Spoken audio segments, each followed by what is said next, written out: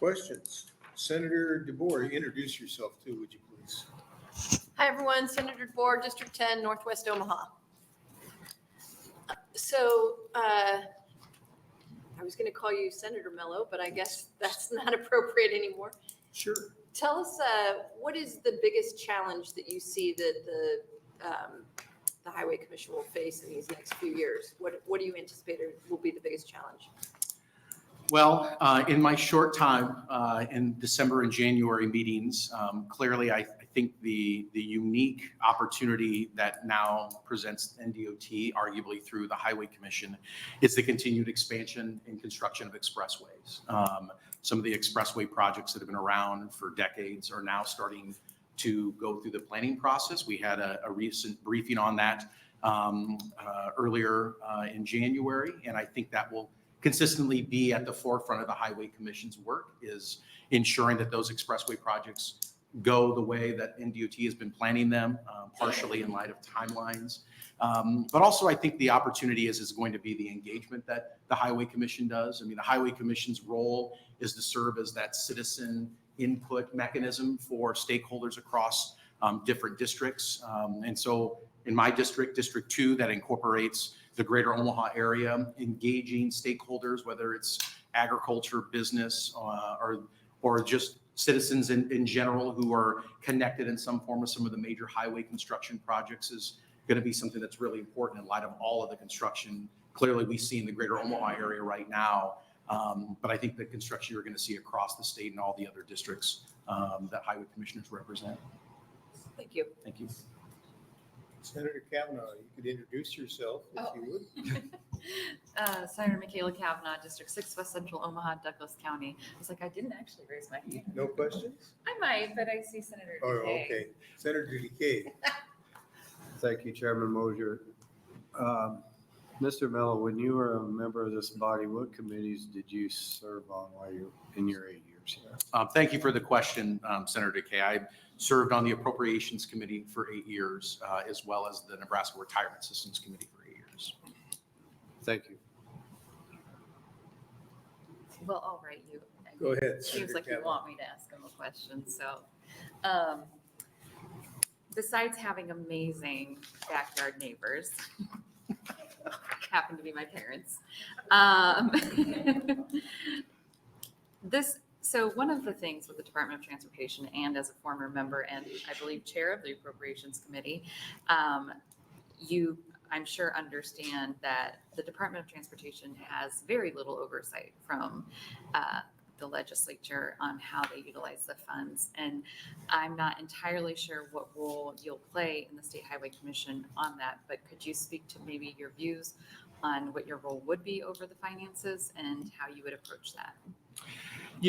Senator Cavanaugh, thank you for the question, and it's a valid one. I think in my role as a highway commissioner, I think the best example I can share is the first highway commission meeting I attended as a new commissioner in December, where an item in front of us involved state recreation roads, where the legislature passed legislation back in 2014 timeframe to fund state recreation roads through the Game and Parks Commission. And that's a dedicated funding source that I believe comes from sales taxes paid on ATV products. And so part of that agreement within the legislature, the Game and Parks, and the Department of Transportation was that that funding is earmarked for those kinds of roads at Game and Parks. And to some extent, those roads would not come onto the Nebraska highway system, that they would be separate and distinct if they're designated as a state recreation road and get funding from that state recreation road funding source. We had an item that was in front of us in December where we had to make a decision as a commission to recommend to the governor that we would maintain that state recreation road as a state recreation road. We would not include it or add it to the state highway system in light of some of the major improvements that were going to be made to this road out near, I believe it was the Calamus Reservoir. And so I think if anything, that's kind of a unique role that the Highway Commission plays, of being that almost kind of to some extent a guardian of what you as a legislature have passed into law, to make sure that we continue to follow the legislative intent of what the expectation was.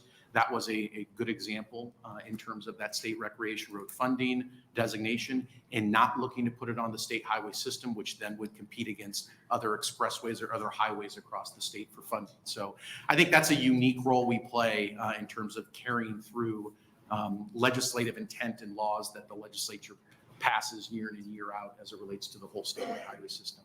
In terms of your underlying question, that is not the role of the Highway Commission, so to speak, is to provide that oversight of NDOT.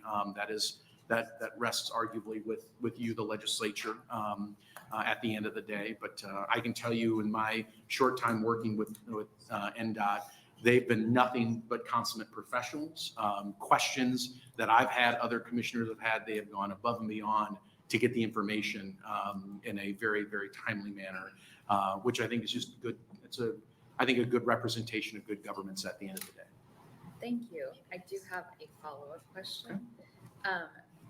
To the specific example that you gave, the state recreation roads, could the Highway Commission have presumably brought that under their purview without legislative action? So the Highway Commission ultimately decides whether or not to bring a road or to designate a road as a state highway. And so part of that agreement with the state recreation road statutes that and funding that was passed is that we would maintain that would not occur. And so it was a reaffirmation that even though this rec road is going to receive tremendous improvements, it's under the Game and Parks control, so to speak, that we're not going to connect it to another highway, so to speak, out near the Cavanaugh Reservoir. It's going to continue to remain a rec road, and we have to take action as a commission to reaffirm or make that determination as we give to the governor. So I asked that question because we actually had a bill last week from Senator Dorn that it opens up the same area of statute that there is a fee that funds that particular fund. And since you are a former legislator, I'm actually just utilizing or capitalizing on this opportunity of your breadth of knowledge to ask these questions. But my concern, to be transparent, that has nothing to do with you, but does have to do with the Highway Commission, is that is money that the legislature has allocated in a specific way. And as we've already said, whether I also agree that the Department of Transportation is doing an excellent job, but they do have less oversight than other departments financially. And so I want to make sure that we are not just allowing pots of money that have been allocated a specific way to be swept in. So just being transparent, I very much appreciate your knowledge on this. And now that assuming that the committee and the body approves, I will probably be asking you a million more questions offline. Thank you, Senator. Senator Brandt. Thank you, Chairman Moser. Thank you, Senator Emeritus Mello, for appearing today. Last year, Senator McDonald appeared before us to try and push a bill to reallocate funds based more on population in the state. Obviously, the bill didn't go anywhere. What are your feelings on a bill like that? Well, thank you for the question, Senator Brandt. I don't believe my role as a highway commissioner really lends itself to determining my own personal views on public policy that would involve the Nebraska Department of Transportation. That is arguably up to Director Kramer and her team to make that decision. I think the biggest impact that I can speak to is District 2, what I would be representing, Cass, Dodge, Douglas, Sarpy, and Washington counties. It's just making sure that projects that are happening in those counties are happening the way that the department says they're going to happen, that we engage stakeholders that are impacted by those highway construction projects, and that we are continually looking for opportunities to ensure the quality of life and the growth that comes with highway development continues to be maintained in the region I serve. So I know that's a non-answer to your question, but I think in some form or another, it's not really my role as a highway commissioner to comment on proposed legislation. I have to defer to the department on that. All right, thank you. Good dodge. Senator Boston. Thank you, Chairman Mosher. I know we're playing dodgeball, but okay. Thank you, Mr. Mello, for being here today. A couple questions for you. We had one of the commissioners was in last week for a confirmation hearing as well. He runs a construction business, Pacific Road Construction. And I asked him the same question I'm going to ask you, is conflict of interest.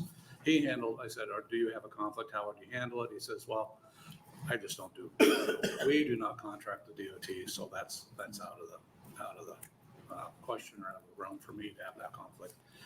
Since you're the president and CEO of the Greater Omaha Chamber of Commerce, how do you see yourself handling conflicts of interest that may come up? Because obviously, I think the chamber and the mayor will be advocating for certain projects, those type of things within this area. How do you see yourself as a commissioner? Because part of what you were talking about is advocating for those type of things.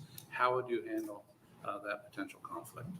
Thank you for the question, Senator Bostelman, and I appreciate that in the sense of the unique role that I would serve as a commissioner, as well as trying to advocate for transportation activities and infrastructure in the greater Omaha area. Anything clearly, first off, saying that the Greater Omaha Chamber does not contract or have any contracts with NDOT as well. So there's no financial stake in this at the end of the day for us as an organization or myself personally, and we would maintain that relationship of not contracting or accepting any public funding from the Nebraska Department of Transportation in this role. I think the unique aspect that I've gathered so far in my short time with the commission is the expectation that projects clearly that are in the planning stages along the way at NDOT, that we become familiar with them and that we, to some extent, individual commissioners can advocate for the projects in their district, respective district. It's not, so to speak, that we get to make the determination of what those projects ultimately are. The department has a long kind of project list already that's in the works for the next 10 to 15 years, which would arguably well outlast my service and time on the Highway Commission. But it is more in the sense of our ability to be the best advocates we can for our districts, in the sense of knowing what projects are happening, what projects are in the queue, so to speak, and then how we can help educate each other and help educate our districts about those projects. So I'd be remiss to emphasize, to some extent, there are things that come up that involve the Highway Commission that I would feel has a direct conflict in terms of my role as a public advocate for the Greater Omaha's economic well-being. I would definitely take a step back and reconsider whether or not I have to cast a vote on it. We cast a small number of votes in the Highway Commission, arguably at the end of the day. And if it was something of that magnitude, similar to what I've done in the legislature, I've withheld voting on issues that I felt were conflicts of me in committees, or issues that were involving me in the floor of the legislature as well. And I'd probably maintain that same model in this new role. Sure. The second question was more of access to, how do you feel people in those other counties, the rural areas, and that have access to be able to connect with you, be able to talk with those county highway superintendents, those type of folks, the state highway superintendents that are out there, how they connect with you and talk, as well as the general public? Absolutely terrific question, Senator. And I think a couple things. One, partnership that we have and that I have with the Metropolitan Area Planning Agency, known as MAPA, serves as our regional economic development transportation planning agency that incorporates the counties that I also would represent as the District 2 Commissioner. They are able to bring together a lot of those local public officials together around transportation and connect in terms of concerns they have, opportunities they may see, issues they would like to see NDOT address. And my relationship with MAPA and being active with them serves as a natural conduit to be able to connect to stakeholders across the region. The other aspect is my general work as the Greater Omaha Chamber President CEO. We are an 8-county economic development organization that I think most folks don't always understand. We represent 6 counties in Nebraska. All of the counties that are in District 2 are district counties that we represent for economic development in terms of our regional partnership. So spending time with local government officials in terms of various economic development related issues is something that I do as part of my day job. And I think, if anything, it helps provide an additional mechanism for folks to give feedback in terms of highway issues or NDOT issues that may come up as part of my role as a highway commissioner. Okay, thank you.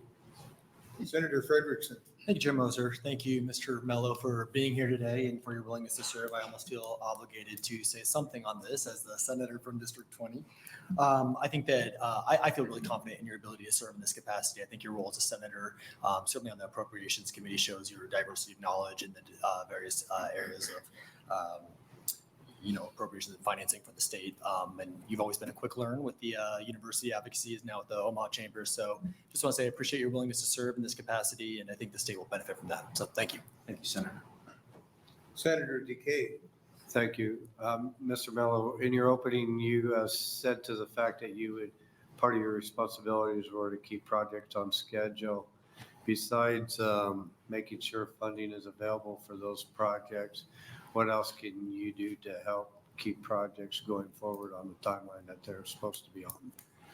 I don't know if I want to be remiss, Senator. I hope I didn't say I'm not an engineer. I do not get to control the timeline, so to speak. I think the one thing that I mentioned that we get to do is engage stakeholders about those projects, those timelines, and ensure that we're able to help serve as that conduit to ensure that local constituents understand what may be happening, so to speak, the timelines with those projects. So if a highway is going to be shut down or there's going to be major shoulder construction, that we're able to help share that information with various networks within the districts that we represent. So that would be something that I would continue to be able to move forward in that respect, is sharing the NDOT information and making sure various organizations, various groups in District 2 are kept abreast of what's happening with highway construction.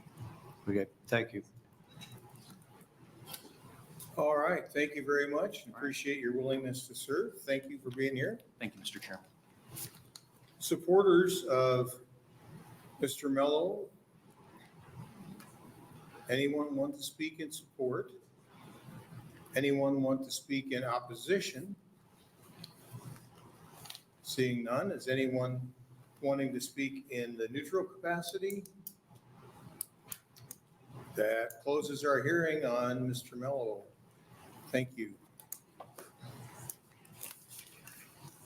That takes us now to Senator Bostelman, LB 1030. The floor is yours, Senator.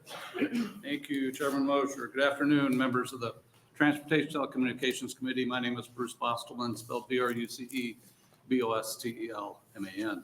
And I represent Legislative District 23. I am here today to introduce LD 1030, which would create the County Bridge Match Working Group consisting of 3 individuals from the Department of Transportation, chosen by the director, and 2 representatives from a list of county highway superintendents, county surveyors, or county engineers. This working group would be responsible for scoring and awarding County Bridge Match Program grants to counties. The bill also provides 2 $4 million transfers from the Road Operations Cash Fund to the Transportation Infrastructure Bank Fund to be used only for the County Bridge Match Program. The first transfer would occur on June 30th, 2024, and the second on June 30th, 2025. The Road Operations Cash generates approximately $4 million in interest annually, so this transfer is essentially the interest from this fund. This program is essential to our counties and is a match grant program that provides 55% of the matching funds to repair or replace deficient county bridges to a maximum of $250,000 per bridge. Over the interim, my office conducted a survey of county highway superintendents and also met with several of them, asking what changes they would like to see in the County Bridge Match Program.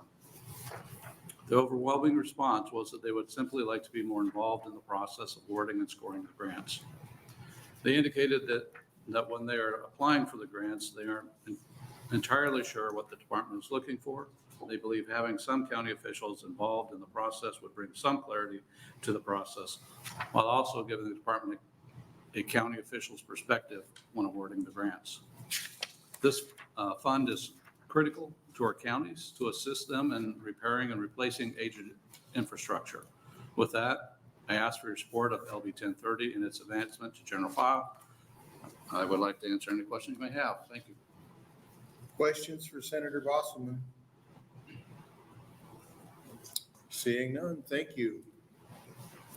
We received 3 proponent position letters, no opponent, and no neutral letters. Anybody else to speak in support of Senator Bostelman's bill?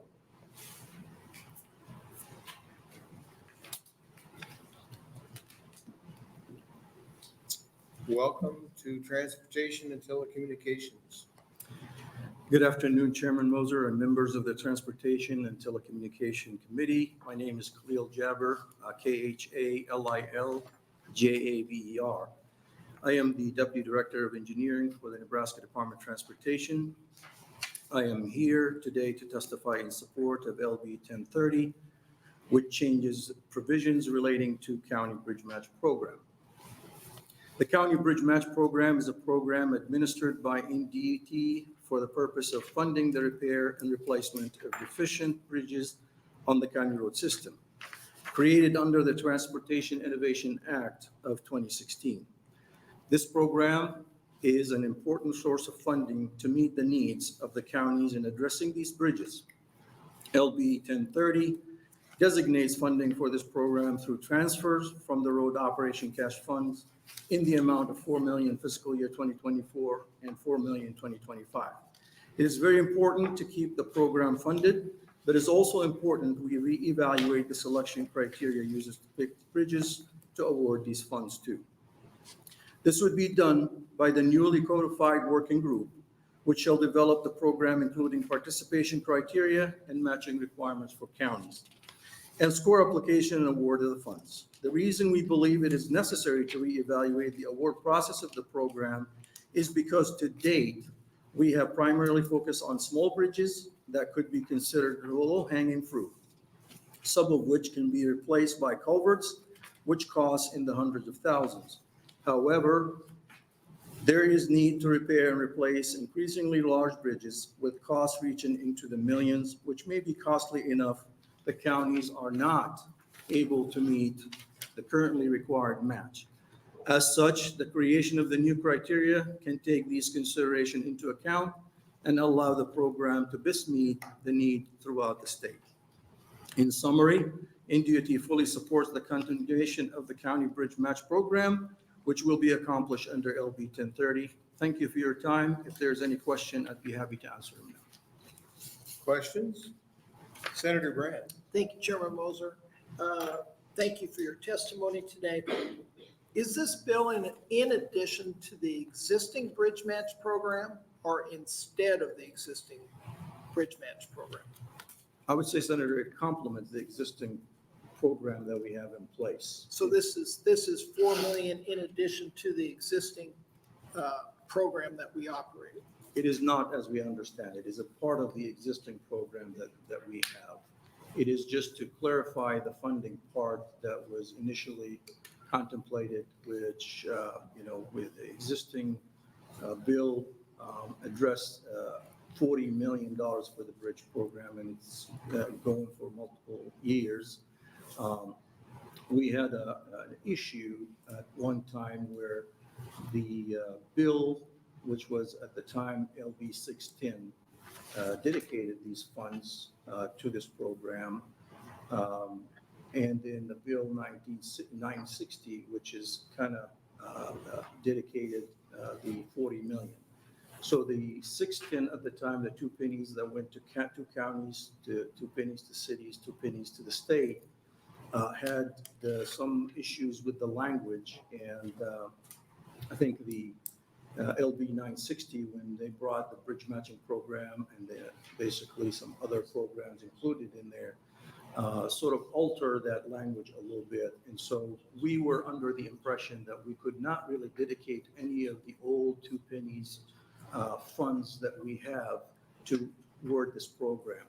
And I think with this bill and some of the other legal clarification, I think that gives us the ability to proceed with that program without any confusion. So am I to understand that under this, there are no caps? There is caps. The $40 million is still the cap and it still exists. But, so my county approaches the committee with a proposal for a match today that's capped, what, 250,000 or 500,000? This $4 million is also uses the same criteria? I think we want the new committee to reevaluate these criterias. The prior criterias was, that the team established. We have the 250 per bridge. We had 300 if it was multi-bridge within a county. We even have now 750,000 if it was multi-county, multi-bridges. And, we focus in our scoring on innovation, on equity among the 5 different districts. We focus a little bit on the needs, whether this bridge is effective, type of, scope. And so what we're saying is this will give us the opportunity with the new makeup of the new committee to reevaluate the match, to reevaluate the scoring criteria and see how that, and like I said, Senators, a lot of those criteria served us very well initially because of the type of bridges we're focused on. Now what's remained is really large bridges and it's going to be costly. So probably a new criteria would be probably needed. All right, thank you. Senator DeBoer. Thank you. So in light of the conversation you were just having with Senator Brand, we have that greater flexibility with the amount of the awards now, the amount that goes for each project. So about how many projects do you anticipate this would help us get to? Well, it's hard to answer that questions because of the type, some bridges may cost us $250,000, $500,000. Some bridges may be above $1 million. So it's really depends on how many proposals we get and what criteria. Some of them might have small designs and larger, depends on, different locations. And, but I suspect we will have from half a dozen to a dozen bridges annually, hopefully, with this funding. And in the history of this project or this, the bridge match program, about how many per year were you annually helping with? Well, I can just basically tell you that some of the earlier proposals from round, we went through 8 rounds. First round, we've got, 22 proposals that included, 32 counties, and they were like 68 bridges included in those. And how many did you fund of those? We funded, round 1, the whole 68. 66 the second year. We funded 54 a year after that. And so a lot of those, like I said, those 4 million to 5 million, because of the type of those structures, some of them are bridge-sized culverts, some of them it was just a small repair that we needed to do. So because of that 55% match, because of, the cap that we have with 250 that you heard us talk about, gave us those opportunity to fund as many bridges as possible, part of those proposals. So I guess part of the reason I'm asking the question is this an adequate amount of money to make a significant difference on the number of bridges that would be eligible for this kind of help? I can tell you as a deputy for engineering in the Department of Transportation, I would never say this is adequate. I think we both could use more money to those bridges. That's been known. The needs are out there in the millions. And so it is a program that allow us to continue to take care of those bridges, but it will not sunset those needs. And, okay, I guess that by it will not sunset those needs, you mean we're still going to have a lot of bridges out there that need some help. That's correct. Okay. Senator Cavanaugh. Thank you. Thanks for being here. Kind of following up on Senator Brandt had some questions about this. So the current program, when it was created in, I think it was 2016, was really to address our aging smaller bridges across the state. So, and we put 40 million towards that. So my first question is approximately how much of that 40 million remains to be utilized? Based on the last round, 8 rounds, we are about 30 million into the 40 million. So we got 10 million left. Okay. And then Senator DeBoer asked about the amount. So we're adding 4 million through this legislation to the fund, correct? We're not adding those 4 million into the fund. They are just being transferred from one area to another to give us that authority to proceed with that. But Okay. 40 million is all we are getting. Oh, so it wouldn't be 44 then? It will not be 44, I'm sorry. It is only 40. Okay. So we have, okay. I feel like I need a little mind mapping of all of this at this point. My concern that I want to just try and get to is this was initially created to help smaller communities that have aging infrastructure to address that with this program. And I appreciate wanting to take on those bigger, more expensive projects, but I don't want that to come at the expense of the intention of this program.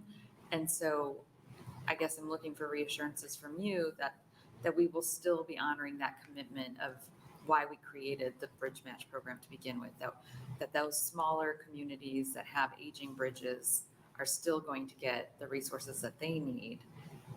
And we can continue to look at bigger projects, but changing the makeup of the committee, and I'm just trying to find information on what the criteria are now versus what they would be. Not things you need to tell me right now, but maybe you could follow up with the committee with that specific information on the criteria of the two different committees. But if you could address my primary concern, which is the County Bridge Match Program's initial intent. I do agree with you, Senator, that was the initial intent, and we will continue to try to address those low-hanging fruits. What I was trying to say is a lot of those are no longer there. We pretty much cleaned up all the kind of innovation in some of those small-sized bridges, and now we're left with a larger size type of bridges that sometimes in some of the counties spans Platte River or other streams, et cetera. So we think that's the next phase where you're trying to address some of those, but that doesn't mean that if there's some other proposals for some of those smaller size structures that we wouldn't address.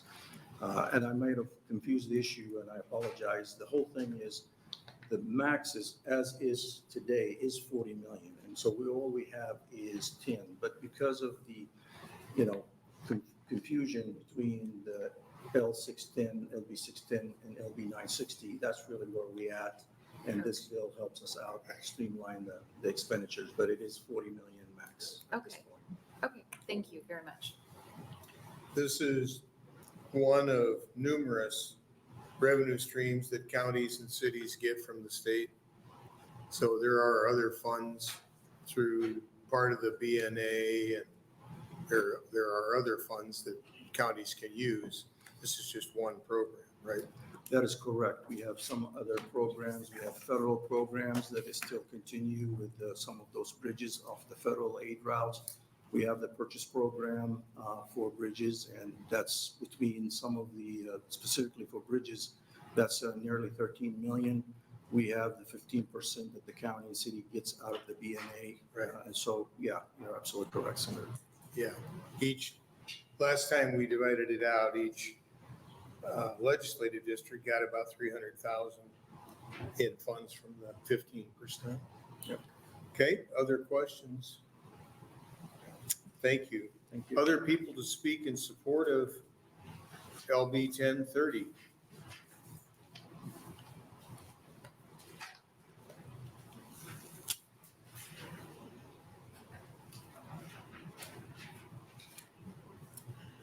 Good Welcome. afternoon, Senator Mosier and members of the Transportation and Telecommunications Committee. My name is Pam Dingman, P-A-M-D-I-N-G-M-A-N. I'm a licensed professional engineer and currently serve as the Lancaster County Engineer. Today, I'm testifying on behalf of my office, the Lancaster County Commissioners, the Nebraska Association, and the Nebraska Association of County Officials in support of LB 1030. This bill creates $4 million a year for the next 2 years of dedicated funding for the very popular County Bridge Match Program, CBMP, which was established by the Transportation Innovation Act in 2016 and extended to 2019 by LB 449 last year. The CBMP created an extremely successful partnership with the Nebraska Department of Transportation and Nebraska counties for the shared goal of improving local bridges. The first 7 years of this partnership provided for the replacement of 544 bridges. As you can see from Exhibit 1 in the information that I have passed out to you, that I've shared with you, This has helped many counties replace bridges across Nebraska. Currently, the program has reimbursed counties 55% of the cost of construction, up to $250,000 per bridge. The program reimburses the counties 80% of the funding at the time of the bid, helping us construct the bridge, and the remaining 20% at the completion of the project. As shown on Exhibit 2, there are, under the red column, there are 907 county bridges in Nebraska that are rated poor due to structural conditions. It is also important to note that 182 of these are currently closed. As a county engineer, I will tell you, nothing makes constituents angrier than a bridge closure. It does not make me popular. As it's also important to note, as you can see on Exhibit 3, that there are many more bridges that have been eligible for funding that are still waiting. Every year of the program, there were more requests for bridge funding than bridges awarded funding. In addition, to the first 7 years, the program replaced many smaller bridges. You may note the different sized dots on the exhibit. The medium-sized dots are bridges between 60 and 100 feet. Last week, I opened a bridge that cost $1 million that was a 60-foot span. The larger dots are bridges that are longer than 100 feet. The county highway superintendents are hopeful that with larger bridges and current construction inflation, the maximum amount of reimbursement per CBMP can be increased. The CBMP also encouraged counties to be innovative in the design and replacement. Lancaster County has bundled bridges, converted bridges to box culverts, and used accelerated bridge programs such as Valmont's press brake folded tub girders. Since 2017, Lancaster County has replaced 30 bridges. 5 of these were replaced using the county bridge match funding. Last week, I opened County Bridge E38 south of the village of Melcombe, giving the village access to their new ball fields and the sanitary sewer plant. These bridges matter. Placing funding into the program allows the citizens of Nebraska to get to school or work or to get their goods to market in a safe way on a reliable route. Restoring our rural bridges restores basic needs and the resiliency of our rural communities. Lastly, I would like to reference Exhibit 4 from the American Road and Transportation Building Association 2023, showing a 5-year improvement on the number of structurally deficient bridges in Nebraska. As elected officials, we do not get to see the results of our work very often. And this exhibit shows that this is working in Nebraska. Thank you for your time this afternoon, and thank you for being our infrastructure partner. And as my NACO friends say, we are better together. Questions? Senator Brandt. Thank you, Chairman. Thank you, Engineer Dingman, for your testimony today. I guess I want to kind of state this a little bit for the record. Thank you for Exhibit 2. When you quickly look through this, and my concern is we're allocating money by county.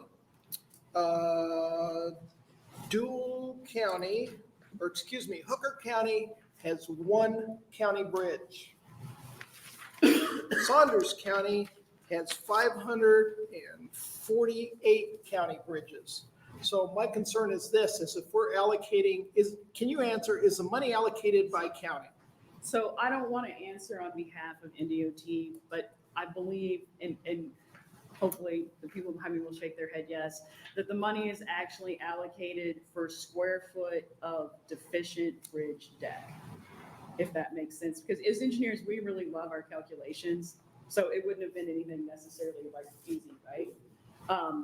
So the square foot of bridge deck that are deficient is how that money, I believe, is spread around the counties. So I don't want to speak for you, but you're telling me as an engineer, you're going to submit like 10 bridge decks at one time for reimbursement. Would that be correct?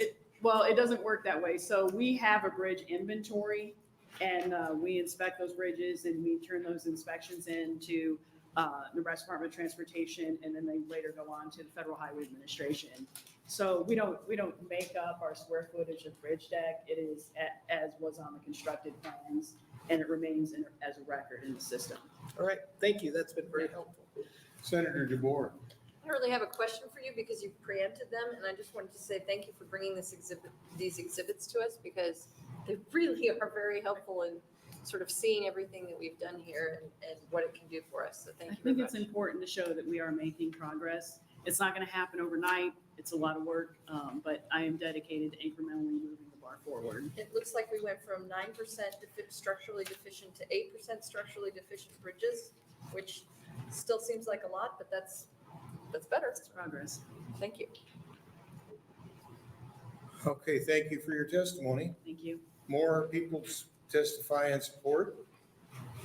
If you plan to testify, please come get in the front row so you're ready and queued up to go when your time comes. Welcome. My name is Emily Haxby. I'm the EMILY. Haxby is HAXBY. I'm the vice chair for the Gage County Board of Supervisors, and I also sit on the Road and Bridge Committee. I'm here to express my strong support for LB 1030, which addresses the critical need for infrastructure funding in the state. Gage County is situated southeast Nebraska, which faces a significant amount of challenges related to the maintenance and replacement of bridges. I asked our county highway superintendent to put together a chart that assessed our current infrastructure, considering structural integrity, weight restrictions, and span considerations. And I attached it to the chart here. I can get you guys a color copy too. It makes it easier to read. But the darker stuff is what needs to be replaced due to inspection ratings or bridge load rating. And then the lighter ones are either still good or have been replaced. And then on the side over there, you can see that we have been applying for the Bridge Match program, and some that didn't make the cut, and then some that did, and how it's helped our county.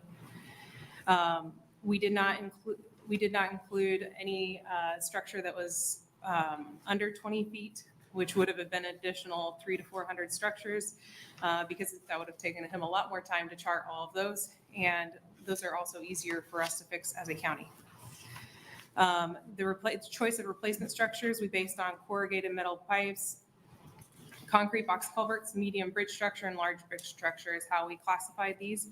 So the CMPs were the 20 to 30 foot span, the concrete box culverts were the 30 to 40 foot spans, the medium bridge 40 to 50, and large over 50 foot. Now this is very generalized. It does base a lot on depth and different things, but to kind of correlate cost, we were trying to give an estimate. So based on the recent project estimates that we have been working on, a corrugated metal pipe project is about $1,400,000 for sorry, that was supposed to be 100,000. The math is right, but 400,000 for concrete box culvert, $1 million for medium bridges, and $3 million for large bridges. Putting that all together, it would result in a total of $280.3 million for the structures in Gage County. As a representative of the community, I want to highlight the pressing nature of these infrastructure challenges and the stress and the importance of LB 1030 in securing assistance in funding. The tax burden on rural communities is substantial, and the support from the state is paramount to maintaining and improving our critical infrastructure. The success of these projects is not only vital for public safety, but also for overall economic well-being of our community. And so I just tried to put it together just to show just kind of a county perspective on how this does help us. All right, thank you. Questions? Seeing none, thank you for your testimony. Thank you. More people to speak in support?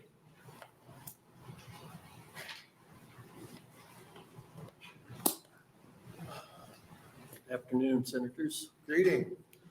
Scott Hubbard, Huppert, the Dodge County Highway Superintendent, and I'm president of the Association of County Highway Superintendents here in Nebraska.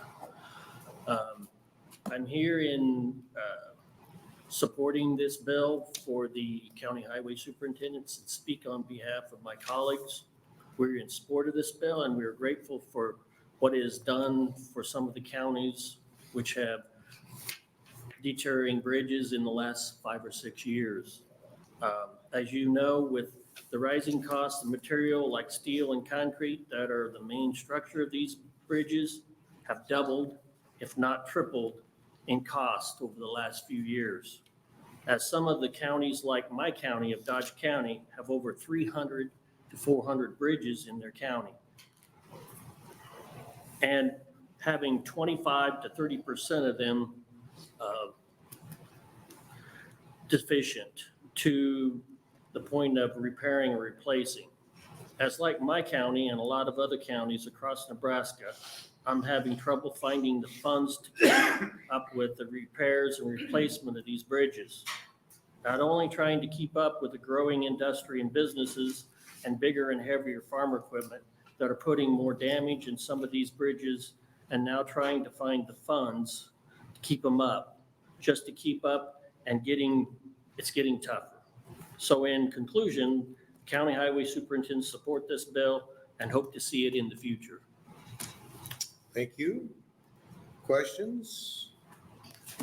Seeing none, thank you for your testimony. Other supporters?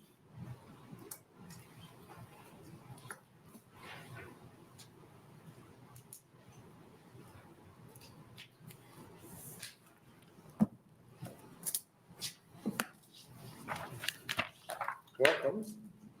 Senator Mosers, thank you very much. Good afternoon to the members of the Transportation and Telecommunication Committee. My name is Tyler Chicoine. That is TYLERCHICOINE.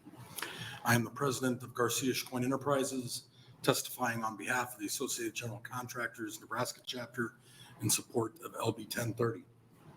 AGC is a trade association of highway contractors who perform highway, bridge, municipality, utility infrastructure work across the state. First, I'd like to thank Senator Bostelman for his strong support of infrastructure and his leadership over the past years. AGC has been well aware for some time of the need to assist counties with funding the repair and replacement of their aging bridges. In 2014, the legislature's Transportation Committee conducted an interim study on county bridges that included site tours hosted by our association in both Otoe and Cummins County. Subsequent legislation in 2016 resulted in the County Bridge Match Program. Nebraska's bridges are critical for all Nebraskans as they go to work, take kids to and from school, and deliver products to market. AGC supports the additional funding for the County Bridge Match Program in LB 1030 and would urge the committee to advance the bill to general file. Thank you for the opportunity, and I appreciate the time. We'll take any questions. Okay, any questions from the committee? Seeing none, thank you for your testimony. Thank you. Anybody else to speak in support? Anybody to speak in opposition? Anybody to speak in the neutral? Okay, Senator Bosman, come on back. Thank you. I'd just like to thank everyone who came in and testified today. We do appreciate that. Last year when we passed the extension to the County Bridge Match Program, if you didn't get emails from the county highway superintendents and folks, you're probably the one off. Seen a poster come into my office. So this is a big deal for our counties. This is a big deal for repair and replacement of our bridges. Worked with the fiscal office for the funding portion of this. So with that, I continue to ask for your support on the bill and move to general file. Thank you. Questions? Okay, thank you very much, Senator. Okay, that brings us to our next bill. Yeah.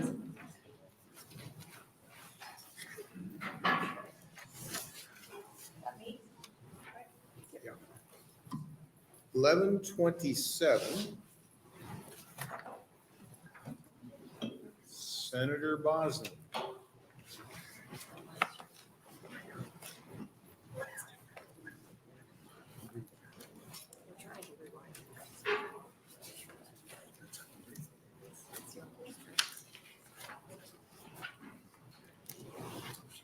For Senator Bosn's bill, we had 2 opponents, no proponents, and no neutral.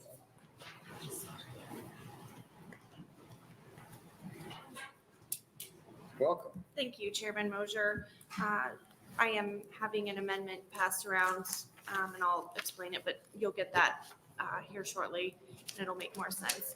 Thank you, Chairman Mosier, and good afternoon, members of the Transportation and Telecommunications Committee. For the record, my name is Carolyn Bosn, CarolynBosn. I represent District 25, which consists of the southeast part of Lincoln and Lancaster County, including Bennett. LB 1127 would bring Nebraska into conformity with a number of surrounding states by repealing the requirements that a driver obtain a vehicle inspection in order to drive for a transportation network company. I will also explain the amendment that I'm handing out that deals with the technical change. It was brought to my attention that the vehicle inspection requirement has been identified as a hindrance for potential drivers in completing their application to drive for a ride-sharing service. There will be a testifier behind me that will be explaining this in greater detail. It is also unlikely that a vehicle inspection requirement contributes negatively to passenger safety. For example, according to the National Highway Safety Office, over 90% of crashes are due to human error and not due to an issue with the car. I believe it was 94 to 96%. The rideshare model offers a near instantaneous feedback loop where passengers are able to provide feedback to the rideshare service about the quality of the ride, the driver, and any safety issues with the car. This feedback is provided through the rider's phone app and goes directly to the company, who can take immediate action to deactivate the driver if there is a safety concern. As public policymakers, we must frequently balance the interests of safety and free enterprise. Here we have evidence that the vehicle inspection requirement is not materially contributing to the overall safety of ride-sharing services, and instead it is actually harming their ability to ensure as many people make it home safely as possible. My goal in introducing this bill is that we have enough drivers to fill the demand in Nebraska. By filling this demand, we will also be helping to lower the rates of intoxicated drivers on the road. Also, making it easier for individuals to be a driver will help someone who's wanting to supplement their income or give a stay-at-home parent the opportunity and flexibility to work. Thank you for your time and attention. I'm happy to answer any questions. Also, Alex Fink from Uber will be following me, and he may also be able to answer some more in-depth questions.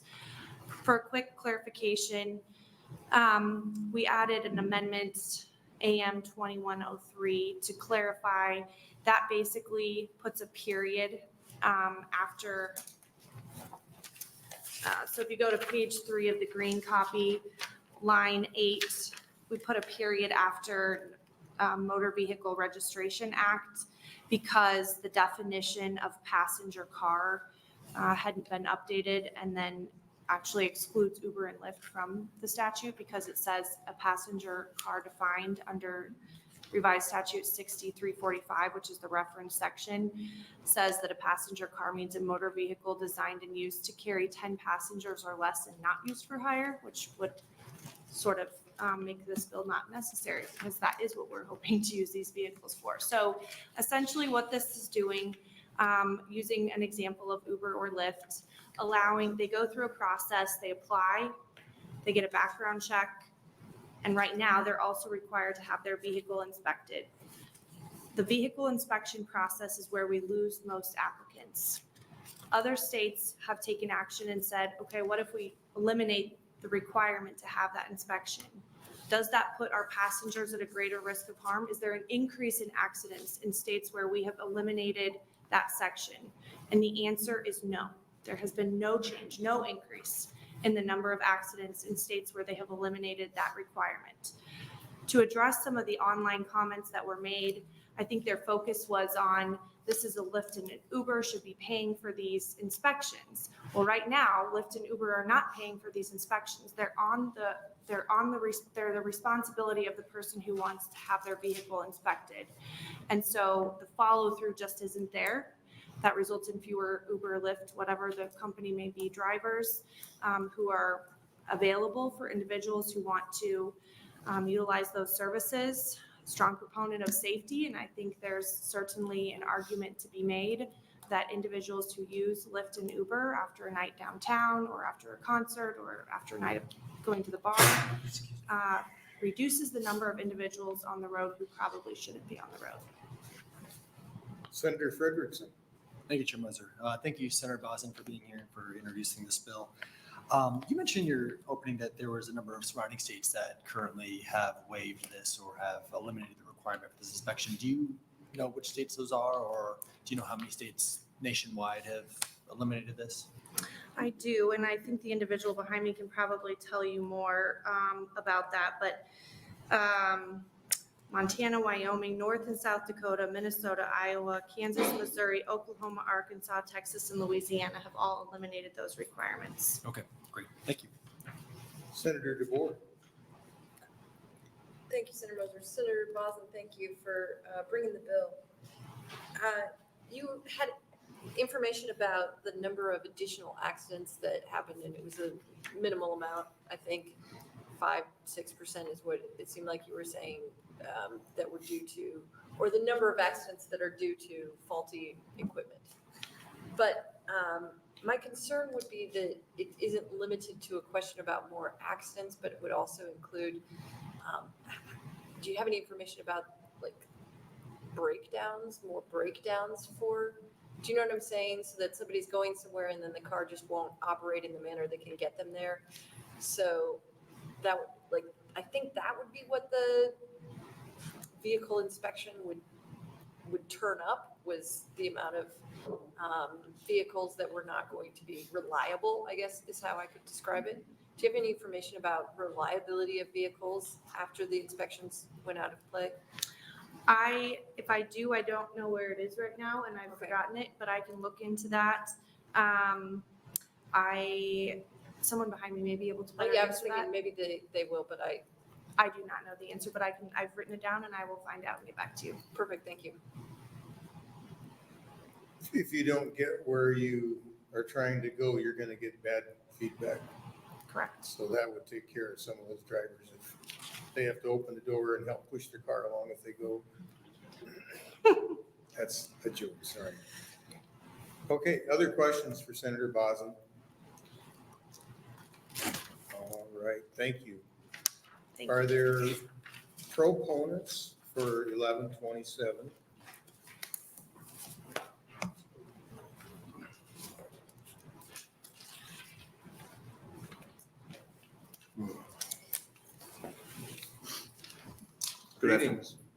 Good afternoon, Chairman Moser. Good afternoon, members of the committee. My name is Alex Finke, A-L-E-X, F as in Frank, I-N-K-E. I'm testifying on behalf of Uber Technologies, Inc. in support of the bill 1127. As the senator stated, this bill would remove the requirement for TNCs, transportation network companies, for vehicle inspections. It's going to lead to greater economic and safety outcomes. There are hundreds of drivers in Nebraska that do not get access to our platform because of this inspection requirement. It is the most cumbersome, and it does not increase safety outcomes. And actually, in certain ways, it can decrease safety outcomes.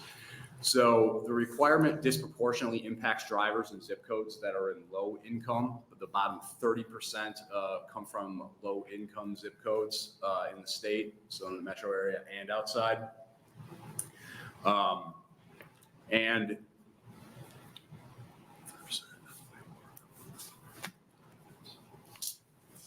all right, and then also, our internal data demonstrates that vehicle inspections do not impact safety. So as the Senator mentioned, she talked about the 96% of our human error, only 2% of crashes nationwide are due to vehicle error. We also have an internal system set up so that in real time, if a rider is concerned about the condition of the vehicle, that will be flagged by an internal team that will review that. That person can be deactivated if it is egregious enough while the situation is investigated. The senator also pointed out that most of the markets, 50% of markets in the United States for Uber do not have this requirement, and there's just no safety outcomes. And the last part that I'd like to point, of this is that Uber vehicles are actually safer than regular passenger vehicles in the state of Nebraska. They're 2 times newer. We are twice as safe in terms of fatalities per mile traveled, and we decrease DUI-related incidents by 6.1%. And so I would urge you all to support this bill, and I feel like I'm going to have questions. What's it cost to get your car inspected?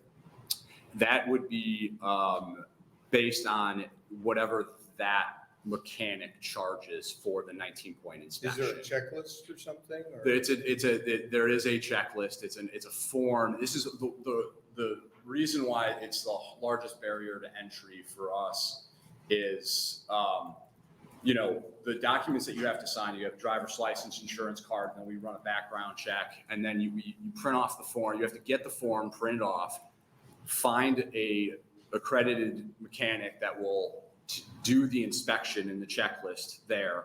We generally have agreements with them to do prior to that to do it, like Jiffy Lube, for example, nationally works with us. Then you have to get the form on the checklist form, and then you have to re-upload that. That's sort of the process of getting the vehicle inspected. Okay. Let's take Senator Brand.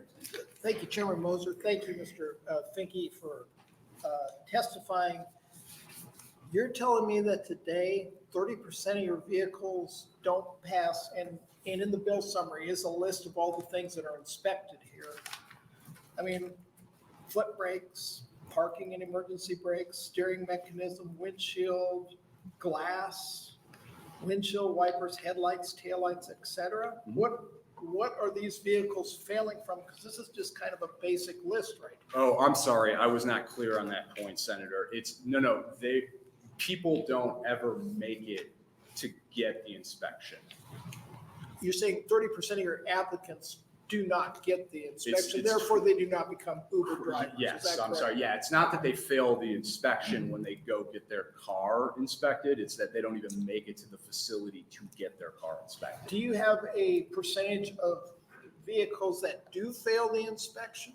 I do not. I would have to, I can get that information for you. I'd be more than happy to do that. The only stat on that is that our cars are generally 2 times newer than the average passenger vehicle. So I'm guessing they're not many are failing. And then if I heard Senator Bosn's opening correctly, it has to be a vehicle that holds 10 or less. Is that correct?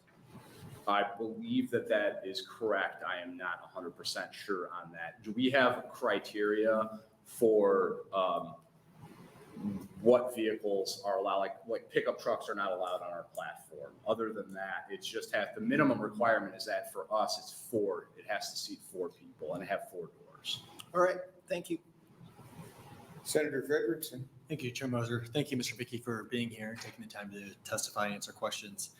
One of the things you mentioned in your testimony, I'm kind of curious to hear a little bit more about. You mentioned that in some cases, it's possible that these vehicle inspections can actually decrease safety. Help me understand that a little bit more. Yeah, because because we have fewer fatalities per mile traveled, so their safety. Generally, newer vehicles have fewer issues and are generally safer. And then it is also, if you have more access to Uber and rideshare in general, not specific to our company, but rideshare, you are more likely to not drink and drive, not drive if you are fatigued. We service non-emergency medical transportation where things can happen like that. It's just going to have more Uber drivers on the road and more rideshare drivers. Okay, so to me, that sounds a bit more like a correlation, not causation thing. I would imagine the actual inspection. So, because of what I'm understanding, if I'm understanding this correctly, is that the argument for this is that you're going to have more drivers for the ride share, correct? Like, in Correct. other words, in other words, the inspection's the barrier, Yes, but the actual inspection itself is not a safety risk per se. correct. Okay.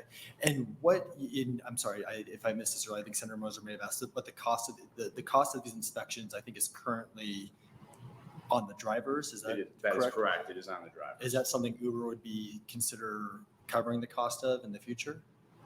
Potentially. Okay. I think that might help with the barrier as well. I mean, I imagine one of the barriers is the 30% you might lose. This is perhaps the cost barrier as well. And so I think if the underlying goal is overall safety, operational vehicles is part of that. Yes, it is our understanding, our data bears out that it is not the cost that is prohibitive. It is the printing out the document, finding a facility to go get the inspection done, getting the form filled out, and then uploading that form back into the app, because it's the only step that requires anything outside of scanning things on your phone. Got it. Thank you. Thank you. Senator DeBoer? Thank you. So you said that you have a 30% fall off rate between some initial application part and then those who go to get the inspection done. Is that correct? Roughly, yes. Okay.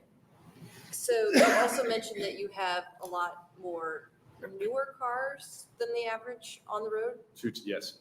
Is that true just in Nebraska? Because here's why I'm asking. It seems to me that if the obstacle is the vehicle inspection, that some people might be self-selecting and saying, I'm not going to be able to get my vehicle approved because I realize I'm driving something that is older and is not as reliable.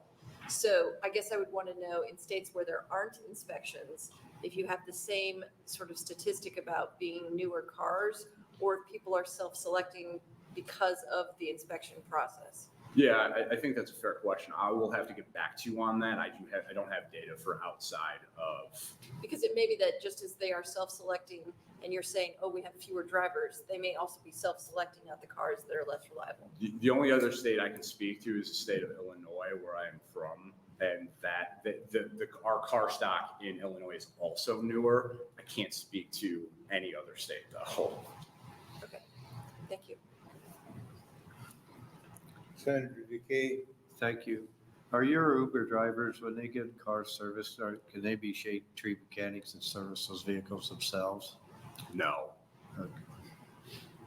No, Senator, they cannot. Okay, well, that's what I'm getting at, because when I take vehicles in and they have it on the hoist, they're checking tires, ball joints, the exhaust system and everything else, so. All right, thank you for your testimony. Thank you for your time, everyone. Sure. Anybody else to speak in support of 1127? Supporters for 1127? Seeing none, is there opposition to 1127? Anybody to speak in opposition? Seeing none, is anyone here to speak in the neutral on 1127?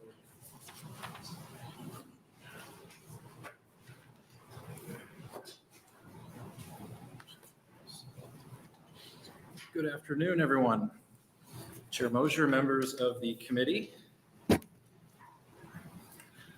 My name is Eric Kamler. That's ERICKAMLER. I represent the Nebraska Public Service Commission's 4th District and the current Vice Chair of the Nebraska Public Service Commission. I'm here today on behalf of the PSC to provide testimony in response to LB 1127 in the neutral capacity. LB 1127 repeals current requirements for transportation network companies, or TNCs, to perform initial safety inspections on each personal vehicle prior to approving it for use and annually thereafter. Currently, statute also requires TNCs to make those initial and annual inspection reports available to the Commission upon request. As this bill repeals the entirety of Nebraska Revised Statute 75-328, it would therefore remove additional inspection requirement as well as eliminate the Commission's ability to audit a TNC's vehicle fleet as the Commission deems necessary to assist in Commission investigations into consumer complaints. For taxi cabs, limousines, open class carriers, buses, and other motor carriers under its jurisdiction, the commission has and enforces requirements regarding safety inspections.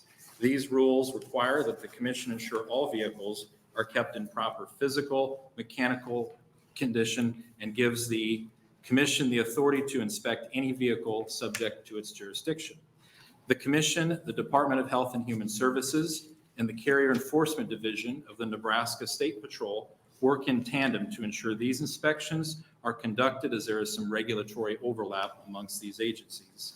TNCs and all other motor carriers are currently under the same general regulatory guidelines regarding initial safety inspections.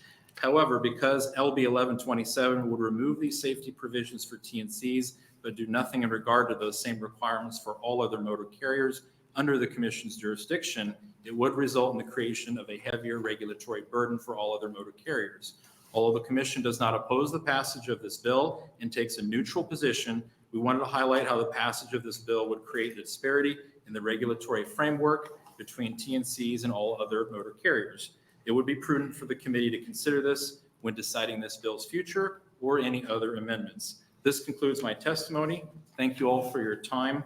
I'll be happy to answer any questions that I can, and also note that our Transportation Director, Dylan Kiefer Johnson, is also here for any further in-depth operational questions that I may not be able to answer. Senator DeBoer. Thank you. Thank you for being here. Good to see you. This may be one of those in-depth questions, but Sure. it occurred to me somewhere in the mix of this that we were talking about safety issues, but I'm wondering if some of these inspection issues are also about emissions and those sorts of things, because it strikes me that those wouldn't map with questions of safety, but would be a larger goal that if we're going to have people out there earning money in cars for hire, that we might have an interest, the state might have an interest in emissions and things.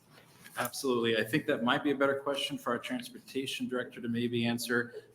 As I hinted at during the testimony, we do work with a few other agencies on inspections and making sure that they're all covered that way as well for the sake of safety. So do you don't have any information about whether or not that emissions is one of the areas that's covered by that? I inspection? don't. Okay, that's I'll have to fine. lean on That's fine. Mr. Kiefer Johnson for that one. I'm sorry. Thank you. Senator Frederickson. Thank you, Chair Moser. Thank you, Commissioner Kamler, for being here. I'm sorry to see you are injured. Hope you Wish I had a better story. Yeah. I just had a quick question. I appreciate your testimony. I'm kind of just reviewing this quickly. I see that part of the commission's, it says in paragraph 3, you talk about how the rules of the commission help to ensure that all vehicles are kept in proper physical and mechanical condition. This bill, as I understand it, would potentially jeopardize the commission's ability to do that for TNCs. Is that your understanding of this as well? So actually, the commission, as it stands right now, we follow up on consumer complaints. So if there's a complaint, the commission follows up on it. Currently, the policy stands, as I understand, there is not an active follow-up for the safety inspections from the commission side unless requested by the commission or followed up by a consumer complaint. Okay, so you're not involved in the actual process itself. It would only be if there were a complaint of sorts. That is my understanding. I might have to defer to our Transportation Director on that, but that's my understanding. Thank you.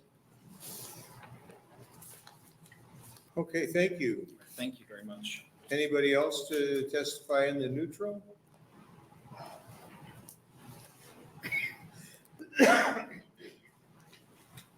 Welcome.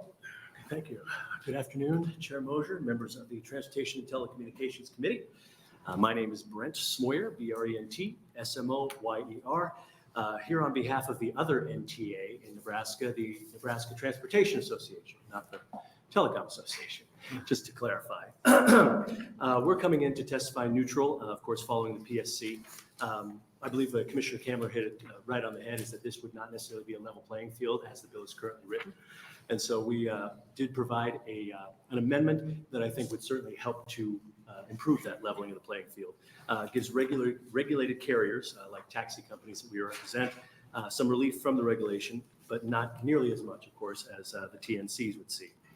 Does retain the Commission's authority to inspect regulated vehicles upon consumer complaints, as you heard from Commissioner Kamler, which is currently kind of the standard that they're operating under. and make sure that the PSC can accomplish their job of protecting public safety.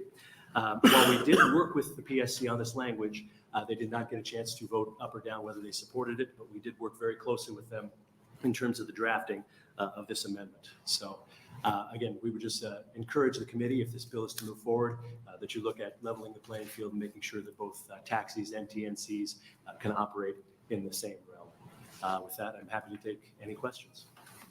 Questions? Senator Bostelman. Thank you, Chairman Moser. That was one question that's been going through my mind on this is like, okay, we have taxi services or other services for hire services that are out there that have been longstanding businesses, which now Uber and others are working in as well. Seems like if taxis, limousine services, those have to go through these, what's the balance then? If they don't have to, if a Lyft or Uber driver, I mean, do they have to go to that extensive inspection, or is this a pared back inspection? Well, at least as I understand it currently, and I'm no expert on the TNCs, but their inspection is, I think, potentially as high as ours. And so that's where this amendment comes from, this friendly amendment, is just trying to semi-match what they're doing in terms of complaint to the commission, then the commission goes through it and does their checks. I think, again, in trying to make sure that we are fair to everybody, it just seemed like the direction to go, or maybe I'm missing the question, I'm sorry. Okay, yeah, I guess that's a question I have is if you're entering into public service as far as carrier. Sure, sure.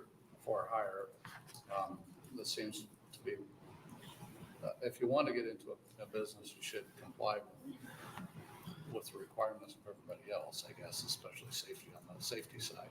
Sure. And that's what your point is to bring that back in, to make sure all those points are there or just a portion of those inspection points are there. Sure. And I got to admit, I am not a total expert on the inspection points.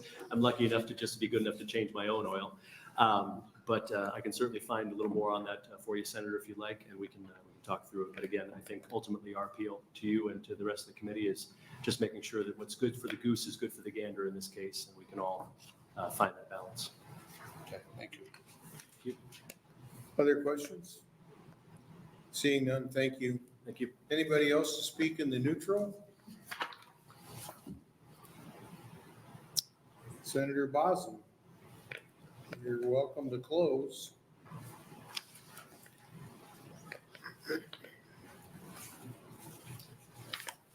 Thank you, Chairman Mosier.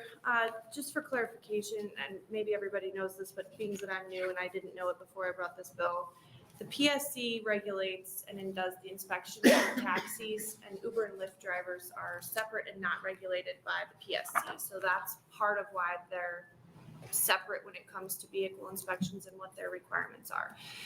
Certainly, I understand the good for the goose, good for the gander argument here, but absent data that I'm wrong, and the data that I'm sharing with you is wrong, the data says that there isn't a correlation between these vehicle inspections and rider safety.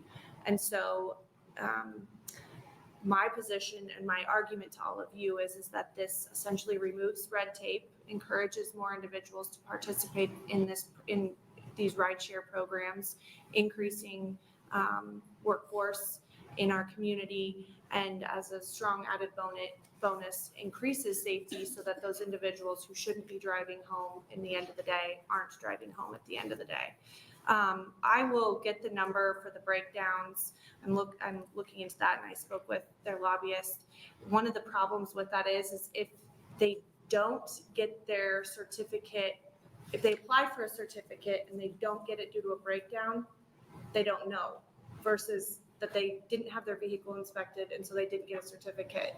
There's no like submitting your failed inspection requirement, right? So if I take my vehicle in and it fails an inspection, I'm probably not going to go brag about that to the Uber company and upload that failed certificate. So we'll work on getting something to answer that question, because I think it was a good question. The numbers that are here, and I will certainly share this with everyone, breaks it down between vehicle inspection markets, states that require it versus states that don't. And in states where they do not require the vehicle inspection the average number of applicants who complete the program is still only 15.5% of those who show an initial interest. But in the state of Nebraska, because we have that vehicle inspection, it goes down to 9.1% actually follow through. And so that roughly averages out to be about 200 drivers in the state of Nebraska that are not complying or not completing, because they don't drive without it, but they're not completing the application process that otherwise may be available for all of your transportation needs at the end of the day. So with that, I will answer any questions or submit it. Senator DeBoer. Thank you. One last one. Could you look into the emissions issue as well, Yes. if that's part of it, just so we have that information? I have that down I forgot to mention, I will also find out more on that. Okay, thank you. Other questions? Thank you so much for appearing before us today. That'll close the hearing on LB 1127.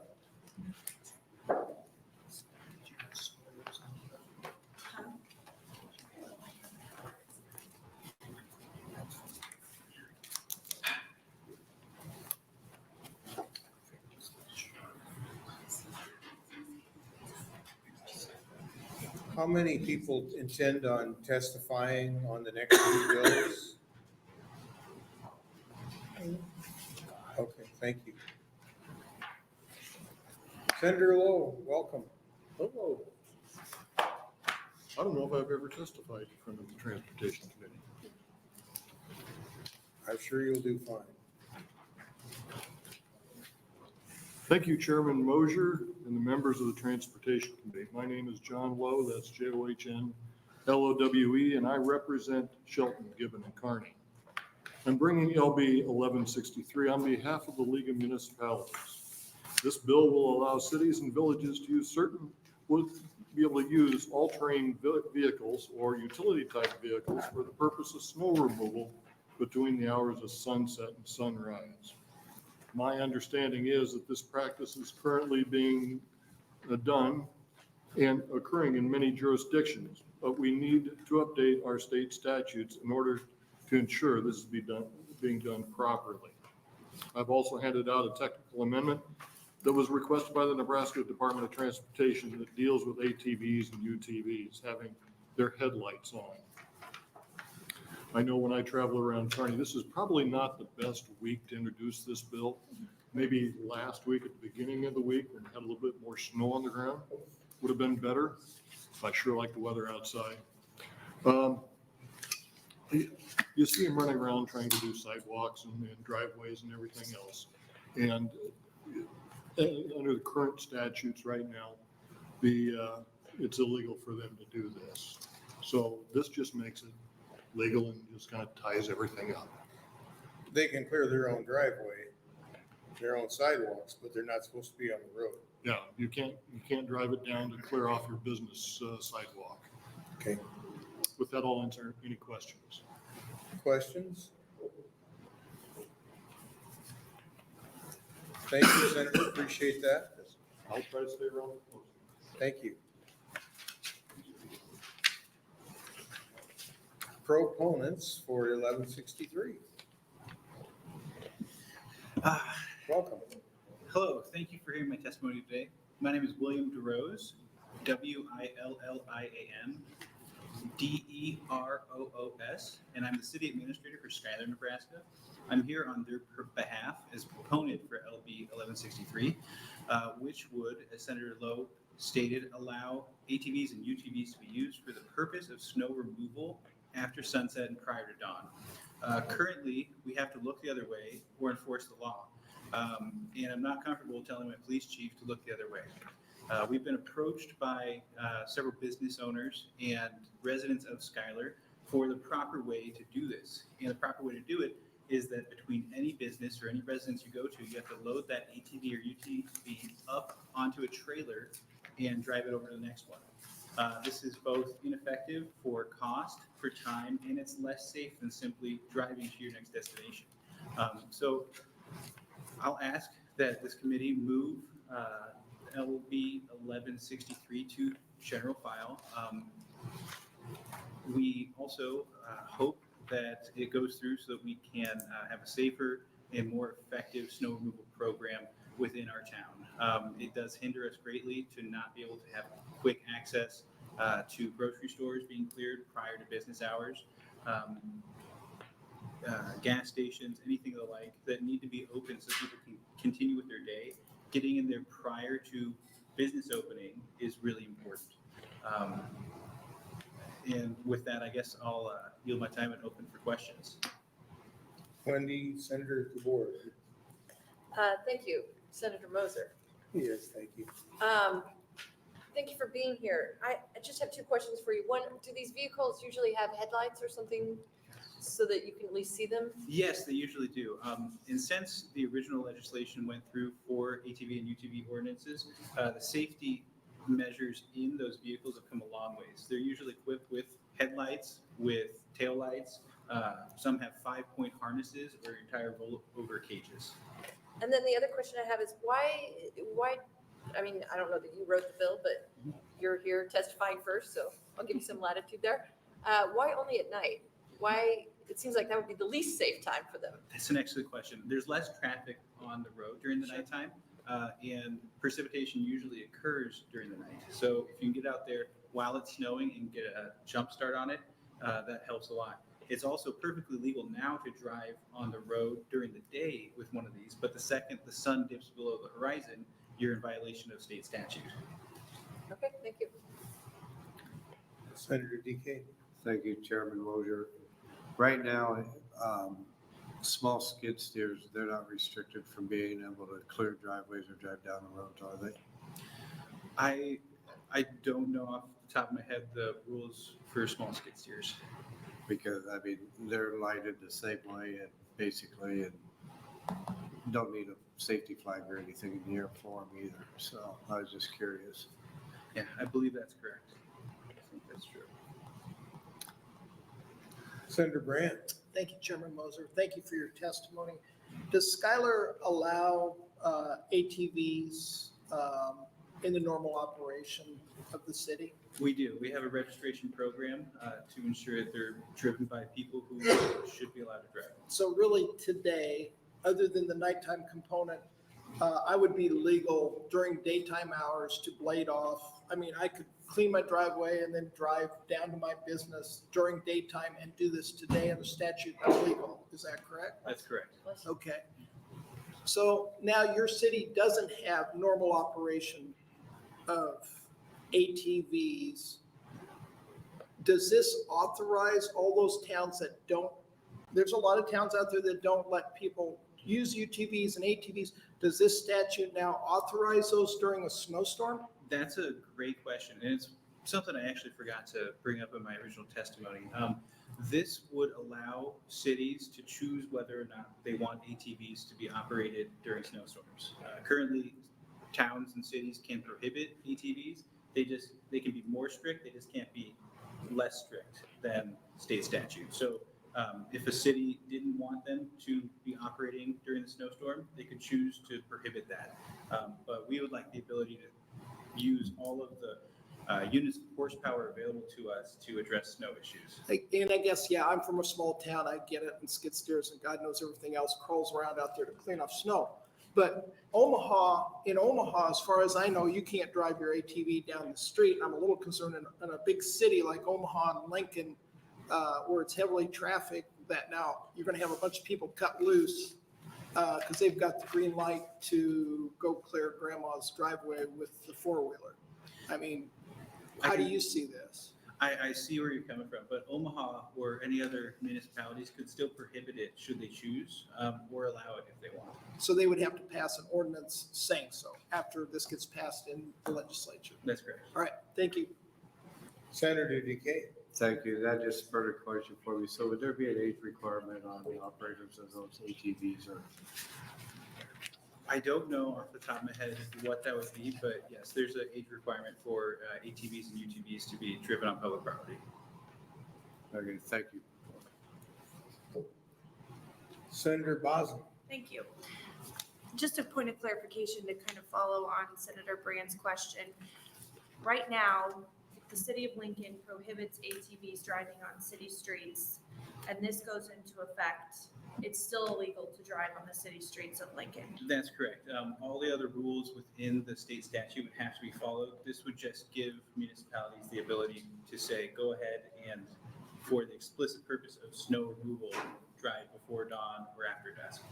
Okay, so if Lincoln chose to change their position, they would have to proactively do that. This doesn't make them That's correct. react and say, okay, now we also have to make it illegal to drive them between sunset and sunrise. It is illegal until Lincoln decides otherwise. Yep, that's right. This just allows local control when local governments choose to exercise it. That's correct. Thank you. Thank you for your testimony. Yep, thank you all very much. Yes, anybody else to speak in support?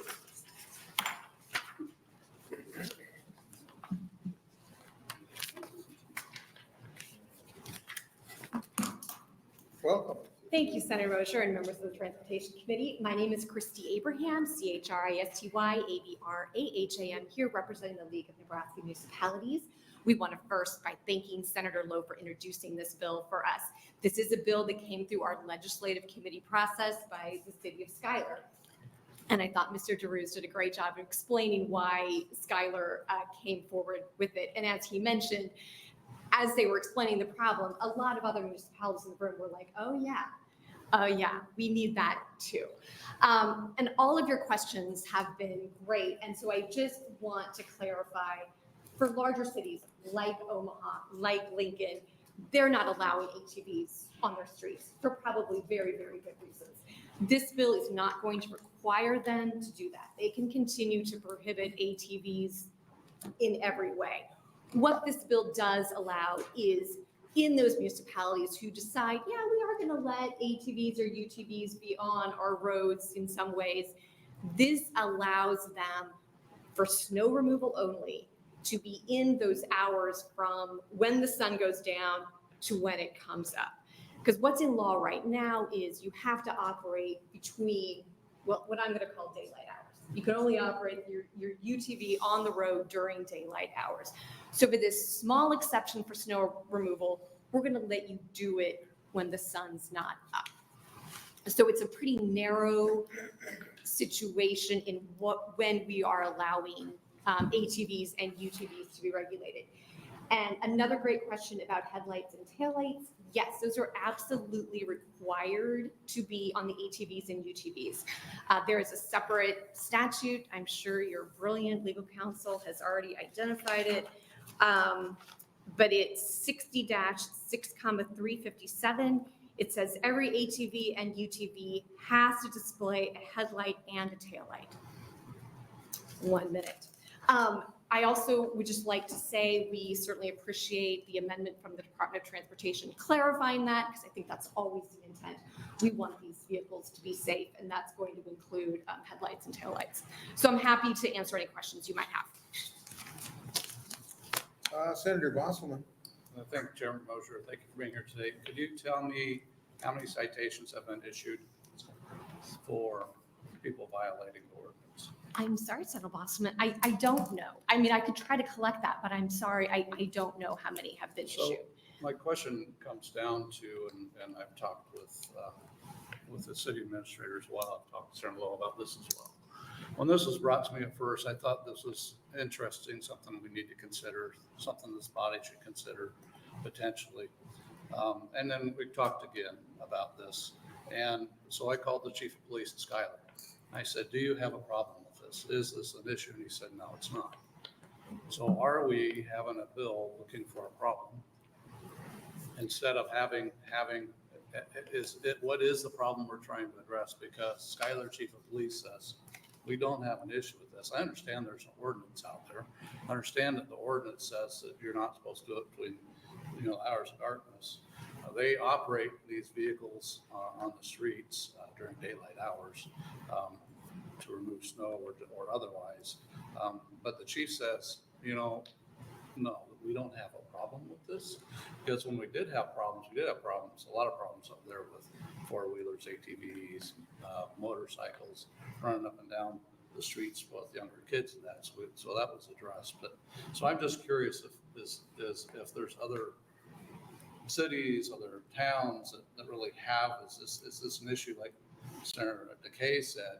If you're in a skid steer down the street, well, that's not licensed either. So technically that's in violation as well. If I have other type of snow removal equipment, it's technically in violation as well. But do we have a large problem? If we do, that's fine. But I'm just curious. Yeah, Senator Bostelman, I have to tell you, I am so relieved to hear that there isn't any lawbreakers in Schuyler, Nebraska. That makes me happy. That's what that tells me.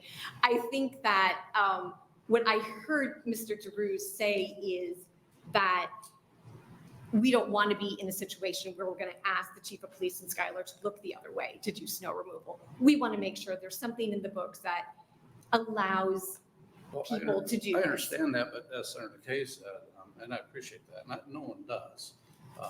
But I think there's other vehicles that are removing snow that are probably in violation as well. So maybe we need to amend this bill to include all the other type of vehicles that may be removing snow as well. And we're certainly happy if the committee is looking to expand this to work with you on that.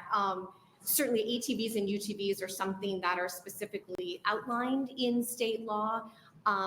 And they do have rules and regulations about how they are supposed to be operated. Cities and villages are allowed to control sort of how they want to use them. So we just thought that was a good place to start because that's what Schuyler was indicating. That's how they would like to start this, and that would be helpful for them. Okay, I guess the chief of police sees it a little bit different, but okay, thank you. And I'm sorry that I'm going to just glom on to your question. I did also want to mention to Senator DeKay that if you look on your bill on page 3, line 2, there's some things about if you are operating an all-terrain vehicle or utility type vehicle, you have to have a Class O operator's license. So I think that may answer some of your questions about what kind of age you need to be to operate them. You have to have one of those licenses or a farm permit. So just to make sure, I mean, I'm not overly opposed to the bill. I'm just saying, do we have issues in other towns, other cities and stuff that increases the importance of a bill like this to make sure we're addressing those issues? So. I certainly appreciate your question, Senator Bostelman. I can tell you from the lead legislative committees, when we heard this proposal, there were lots of other municipalities in the room who said this would be very helpful for them. So it's not just Schuyler. Senator DeBoer. Thank you. So I just want to make sure that I have the statutory schema correct in my head. My understanding is that current law is that municipalities can elect only in municipal roads, because I remember this from the hearing last year on a different issue, to allow ATVs so long as they have the headlights and taillights. And that if they elect to do that, they can regulate it. But what I'm hearing this year is, but that's only during that, apparently the state permissive language about ATVs on municipal roads is only during the day, and that permissively we're not even allowing them to make that local decision after dark. Is that correct? Senator DeBoer, this is such a good question, and I don't mean to get into the weeds with you too much, but if you look on page 2 of the bill, on line 27, what you will see, what's been stricken and added, what current law says is ATVs, UTVs only operate between the hours of sunrise and sunset. So that's very clear in state law right now. That's when you can operate it. Now, you're saying, are there exceptions? There actually is. If you turn to page 4, apparently electric utility personnel have really good lobbyists, because on page 4, lines 11 and 12, it says, oh, but you don't have to be limited between the hours of sunrise and sunset. So I don't want to misrepresent to you, Senator DeBoer, that it's as clean cut as I would like it to be. But generally, what the rule is that municipalities are allowed to regulate UTVs within certain parameters, and those parameters are it has to be in daylight hours. Okay. Okay. Other questions? Senator Brandt. Thank you, Chairman Moser. Thank you, Ms. Abram, for your testimony. I run a snow removal equipment or a snow removal company. Most snow removal happens in the evening hours because the parking lots are empty and we've got a contract to go do this. I see my four-wheel drive ATV as a tool, and it's the perfect width to clean off a city sidewalk at night. Under this, is it, if I'm in a city like Lincoln or Omaha, and I can do this at a high rate of speed and get it done, is it legal for me to use that tool, or do I have to use a snow blower or a skid steer instead? That's a very good and nuanced question, Senator Brandt.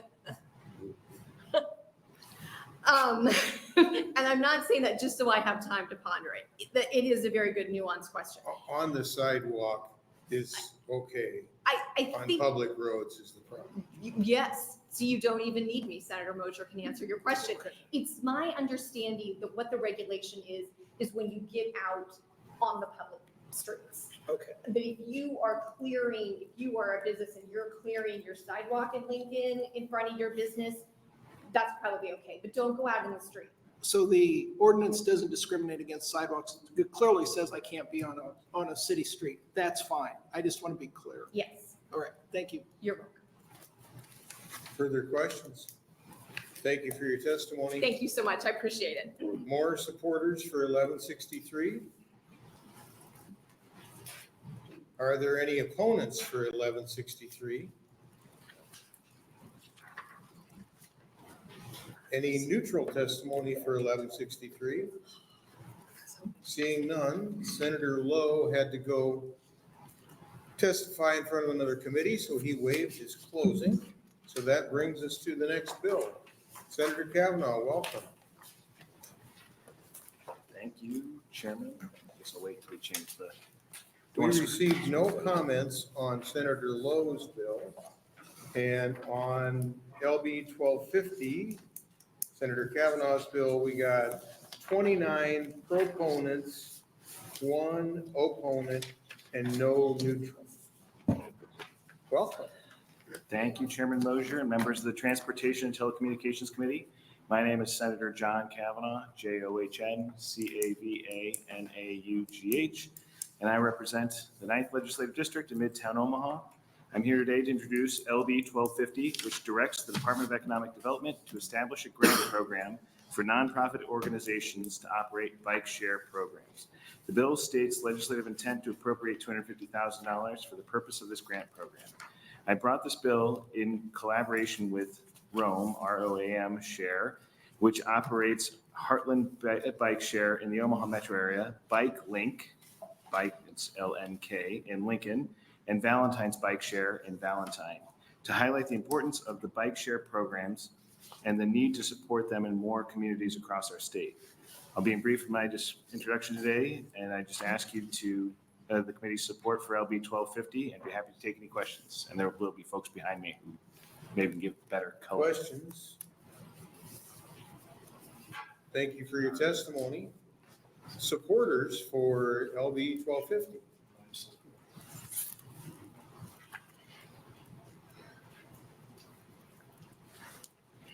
Welcome. Thank you.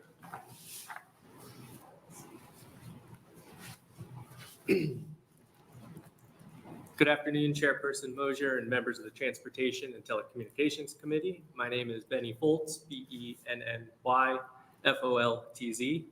I was born and raised in North Bend, currently reside in La Vista, and am the CEO of Roam Share, and am here to testify in support of LB 1250. Roam Share is a 501c3 nonprofit organization that exists for the development, promotion, and operation of bike sharing programs throughout the Heartland region for the benefit of the general public, aimed at promoting health and quality of life, as well as promoting the use of sustainable and equitable forms of transportation by bike. We've grown to employ around 15 Nebraskans, most full-time, and have provided over 500,000 bike share trips, most of which were taken in the recent years. For those that might not know, bike share is a shared transport service where bicycles are available for shared use by individuals at low cost. Bike share has evolved from a fun activity, which it still is, but to become a form of public transit. And Rome has been operating bike share in Nebraska for over 14 years. We started with just a few stations in one neighborhood in Midtown Omaha, and we now operate 3 different bike share programs across Nebraska. You may have seen the bike share program here in Lincoln called Bike Link or Bike LNK. I wrote it to the Capitol this morning. That helps thousands of folks, especially UNL students, move around the campus and around Lincoln. We also operate a bike share program called Valentine Bike Share in Valentine, Nebraska. It's also North America's most rural bike share station. And although that is a fun fact, more and more rural areas are installing or trying to install or want to install bike share stations. And I've been contacted by many of them to do so.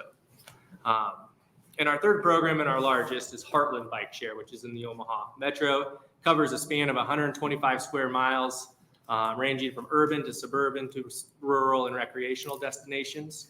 We're also in Council Bluffs, Bellevue, Papillion, and Chaco Hills.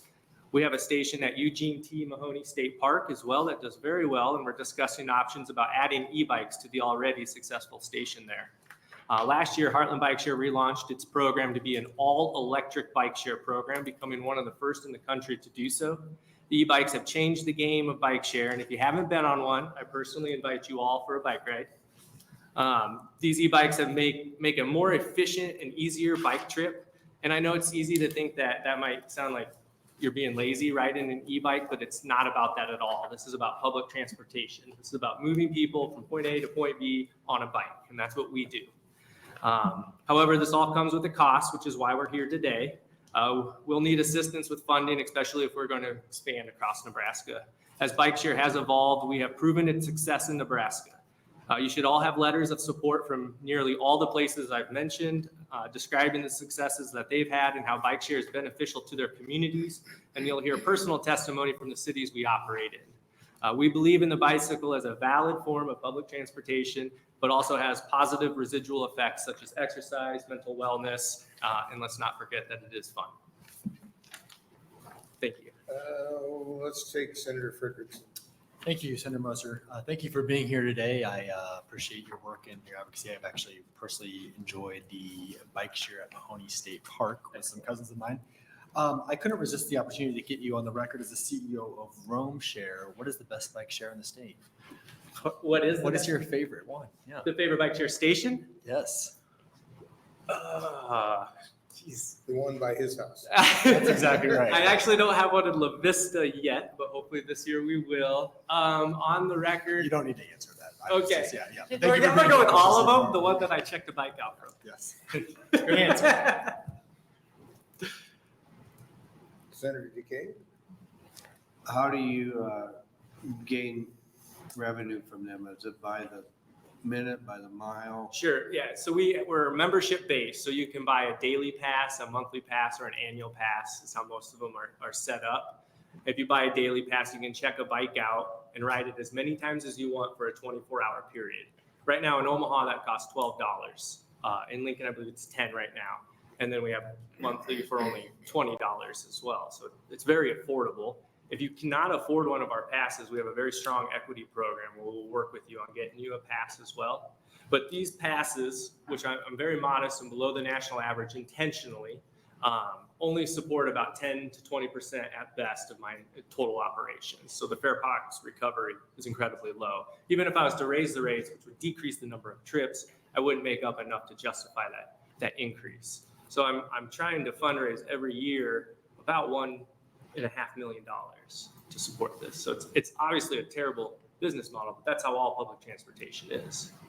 Do you work just within the city systems, or do you work within the university or college systems too? Oh, we definitely work. You'll hear from UNO, student government that's here today. We partner with UNL, Creighton. We have a station at College of St. Mary's. So they're all partners where we'll table events at. We try to encourage them to use transportation. UNMC is one of our largest riderships. Actually, we have 4 stations on their campus. They weren't able to testify for various reasons, but they support us and are already going to purchase 2 more stations with their expansion. Okay, thank you, appreciate it. Sen Bostelman. Thank you, Chair Moser. What was operating, did you say $1.5 million for operating expenses? I have about a $2 million annual budget. So how much do you receive from the sharing, the rental of the bikes, I guess? 10 to 20%. 20% being a good year, of course. It also is different from program to program, right? My program in Valentine, which does less than 1,000 trips right now and is closed during the winter months. Are these, and I was looking through your packet here with some good information. So is this this is separate from those who use a credit card to rent a bike, or is it the same system? These are actually the same thing. Yeah. So the system generated revenue, which is what we call the membership fees, basically, that's what accounts for about 10 to 20% of my operating budget. How would it's not specific in here, and I don't know if it should be or not. So it says operating expenses, I think is what the grants would be for. Could those be more defined as to what those should be used for, could be used for? I would imagine that they would be. I think it was put in there, I don't know, vague to begin the bill with. I'm not sure how that part works. Maybe it's, we put it into the department, sets up rules and regs, but Mr. Cavanaugh might have an answer for that. Yeah, I'm sorry. Okay, thank you. Senator DeBoer. Thank you. So I think we're all sort of intrigued by this 10 to 20% is made of your operating expenses by the fees that people pay. So the rest has to be paid for by Me funder. philanthropy? Yep. So local philanthropic support is the largest right now, writing grants. We get, most of them come from Nebraska, but we get a few national ones as well. And then we have sponsorship dollars as well. So all of our stations have a place to put a business logo, and all of our bikes have available real estate. So if anyone's interested in sponsoring, just let me know. So that's the other thing I was going to ask you. So you said that UNK is considering getting another station. Do you charge for putting a station somewhere? Is anyone? Which did you say? You said UNK, you're saying? Oh, sorry, UNMC.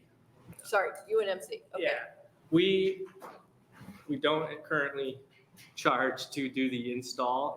It's part of I take that back. Yes, we will charge an installation fee, but it's nominal. I should probably do a better job of charging more. I just don't want to scare away, underserved communities, which is where we focus a lot of our fundraising on, where I don't even charge those fees, actually. Ideally, I would get a larger organization, the state's largest organization, to support me, support my operations, just generally speaking, which is what I'm trying to work on. But for every station that we install, we actually are set back even further. I have to do more fundraising for it. So you're basically subsidizing the government for Yes. for some transportation. Thank you. Yes. Okay, thanks. Thank you for doing that. Senator Cavanaugh. Thank you. Thanks for being here. Speaking of subsidizing the government, did you previously receive government funds for your program from the state? We've received funds from the Nebraska Environmental Trust, but they used to be one of our largest funders, but we haven't received that for 3 years now. We were rejected again this year. Okay, so this would be hopefully filling that void that the Environmental Trust has created. Yeah, last year when I got rejected, I needed to start thinking of other revenue streams, and this was one of my ideas. How long had they funded you prior to that? Was pretty consistently since before I even started, which was in 2018. So. Okay. Yeah. All right. And I see on your documents that you handed out in the Heartland Bike Share annual report that your utilization has consistently grown. Yes. And it looks like it even consistently grew throughout the shutdown of the pandemic. Yeah, we've grown year over year. We had one dip in 2018, and then I took over in 2019, and we introduced e-bikes.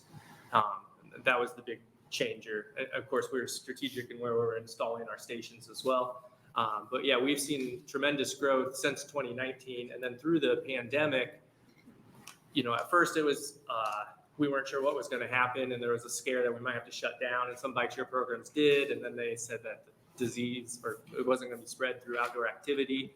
So we remained open the whole time, and more people wanted to get outside once they could. And we just blew up at that point for that period of time. Thank you. Yeah, thanks for asking. Having a business that only covers 20% of its expenses from rental makes the guy's head spin. Yeah. I would think that you'd maybe just go buy some bicycles and give them away. Yeah, well, so bike share is advantageous in many ways. One, you don't have to worry about maintaining it. That's what my team does, right? We do checkovers every 3 to 4 weeks, a full breakdown and overhaul of every bike. So you have that, safety net in your head that your bike's going to work. And if that bike doesn't work, you just check out the one right next to it, right? And then where you're riding Can you pick them up anywhere and drop them anywhere? we're a station based or a dock Oh, so based. you got to pick it up at a station, drop it at the station. Yeah, we do not believe in the dockless bike share program. Those don't work, and they kind of clutter the cities that they're in. Bikes are heavier than scooters. Scooters are the dockless program. And when you're riding the bike and you return it to one of the stations, you don't have to worry about locking it up or the security part of it. You dock and walk, as we say. Okay. Thank you for your testimony. Yes, thank you. Anybody else to speak in support?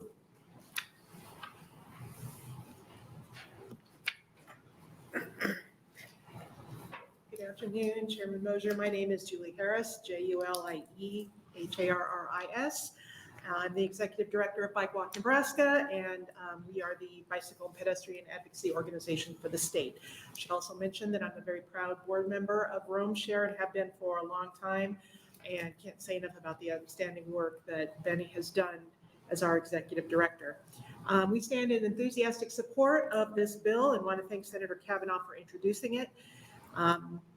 Bike share has made a really big impact on Omaha and Lincoln. As Benny's data shows, it's mind-blowing the growth that we have seen over the last several years.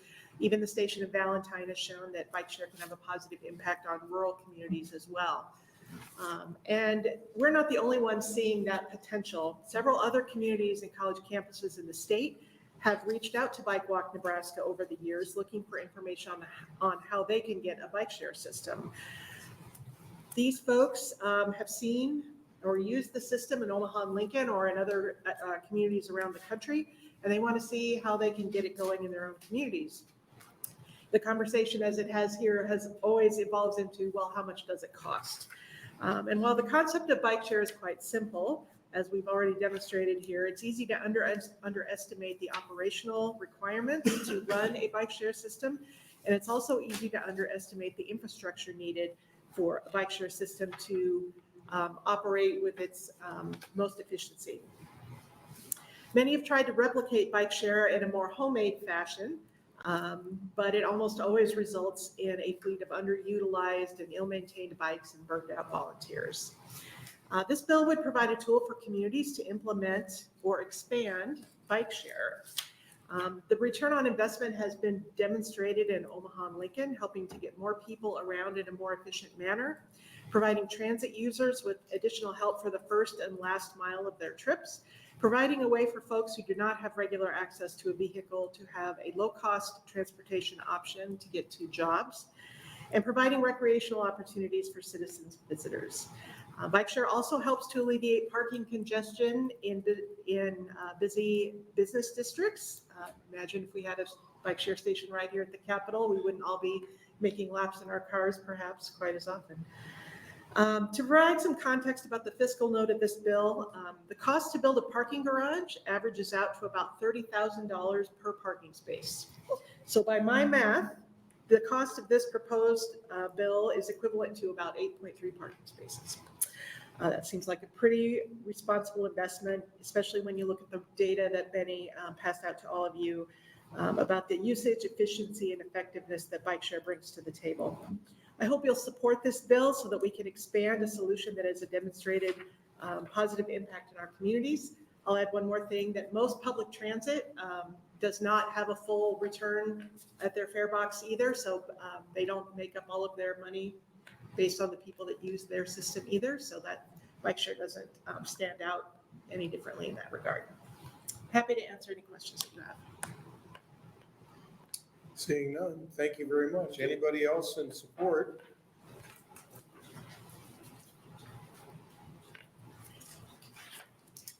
Welcome to Transportation Telecommunications Committee. Thank you very much, and good afternoon, Chairman Mosier and the members of the Transportation Telecommunications Committee. I'm Elizabeth Elliott, ELIZABETH, Director of Lincoln Transportation and Utilities, and I'm here to testify in support of LB 1250. Here in Lincoln, we are one of the partners with Rome under Bike Link, which is the bike share.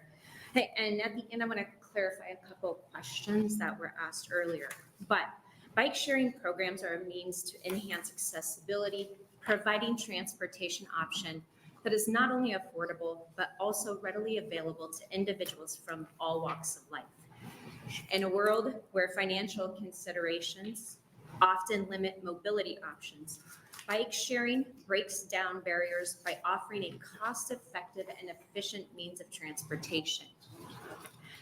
Moreover, the economic benefits of bike sharing cannot be overstated. By linking individuals to jobs, bike sharing programs become catalysts for economic development. As we strive to retain and attract talent, particularly among the vibrant and dynamic millennial demographic, embracing bike share aligns seamlessly with the governor's efforts to end the brain drain. By investing in bike share, we position our state as a hub of innovation, fostering an environment where businesses and individuals alike can thrive. Furthermore, bike share plays a crucial role in overcoming the first mile, last mile challenge associated with public transit. This challenge relates to typically the initial and the final segment of a commuter's journey, typically between home or a destination and the transit station, which often pose accessibility and convenience issues. Bike share programs offer the flexibility and sustainable options that enable commuters to effortlessly connect their starting points. By embracing bike share, we not only provide a practical and affordable transportation option, but also position our state as a forward-thinking leader in addressing the evolving needs of our citizens. And therefore, we ask for your support of LB 1250. I just want to clarify a couple of things that were stated earlier. So under Bike Link, we are arranged a little differently than the other two organizations. The City of Lincoln actually owns and operates Bike Link. We partner with Rome and they manage our O&M. We pay Rome about $300,000 a year to manage our O&M. And then we do get sponsorships to help offset the costs for the city on this. The ultimate costs are fully borne by the city. And we do have partners like the University of Nebraska Lincoln, many engineering firms across the community, as well as others that help fund Lincoln's bike share initiative. Senator DeKay. Thank you. In Lincoln, can you tell me how many bikes you currently have? Oh, but anyone probably have the exact numbers? 125, 25 are electric, and 100 are classic pedal. Thank you.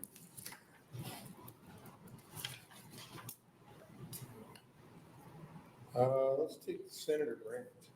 Thank you, Chairman Moser. Thank you, Director Elliott, for your testimony. Are you running a fiscal deficit on your bike program right now? We are. It is covered by general funds. Do you know to how make much, up the difference? Do you know how much difference there is or what the loss is for this year? Right around $100,000. So if we as a state decide to go forward with the bill and appropriate $250,000, I noticed in the bill itself there was no criteria for the distribution of this money. How would you divide this money among all the applicants, assuming every bike sharing company in the state, of which I do not know how many there are going to apply for this? And I think it was mentioned earlier that the Department of Economic Development would have to establish some rules. I think there could be a number of factors that could be considered into how it's distributed. Maybe there are certain priority points. Maybe it's to serve the workforces near the prison system to make sure that they can connect to the bus stations. Maybe it's just the location or the number of users. I think there's a number of ways that could be done, but I do think those rules would have to be set out. All right, thank you. Other questions? Senator Cavanaugh. Well, I was just going to ask if you could, for the record, restate the answer to Senator DeKay's question. Definitely. So I think the question was, were there any partners? No, how many current bicycles? Oh, yes, I apologize. So 125 bicycles, the majority right now are electric bikes. Thank you. Sorry about that. That's okay. Senator Bosn. Thank you. Ms. Elliott, can you tell me, where is the bike share right now, the hub station, I guess we're calling it, in Lincoln? So we have several different hub stations spread throughout the community. Primarily, they are in kind of the downtown university areas. So we have a couple on the university campus. We have one over on 11th and F. We have one on 12th and L, and a number of other locations across town. But the majority of them are close to downtown.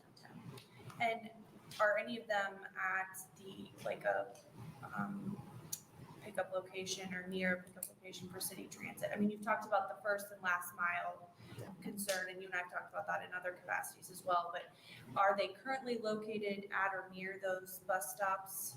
Most of them are near bus stops. They're not right directly next to a bus stop. So for example, there's one on 12th and L, and then we have a bus stop, actually be 11th and L, and then we have a bus stop at 11th and N. So it's just a couple blocks separating them. And that would be similar to most of the other ones around town. Okay, thank you.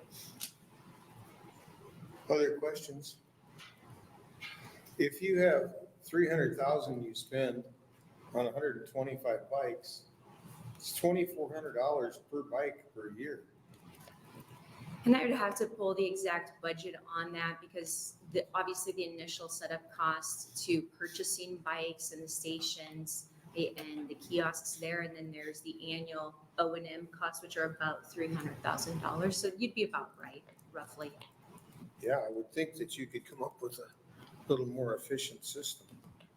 $2,400 you buy them at the big box store, they're what, $150 a piece. Buy a lot of bikes. Okay, other questions? Thank you for your testimony. Anybody else to speak in support?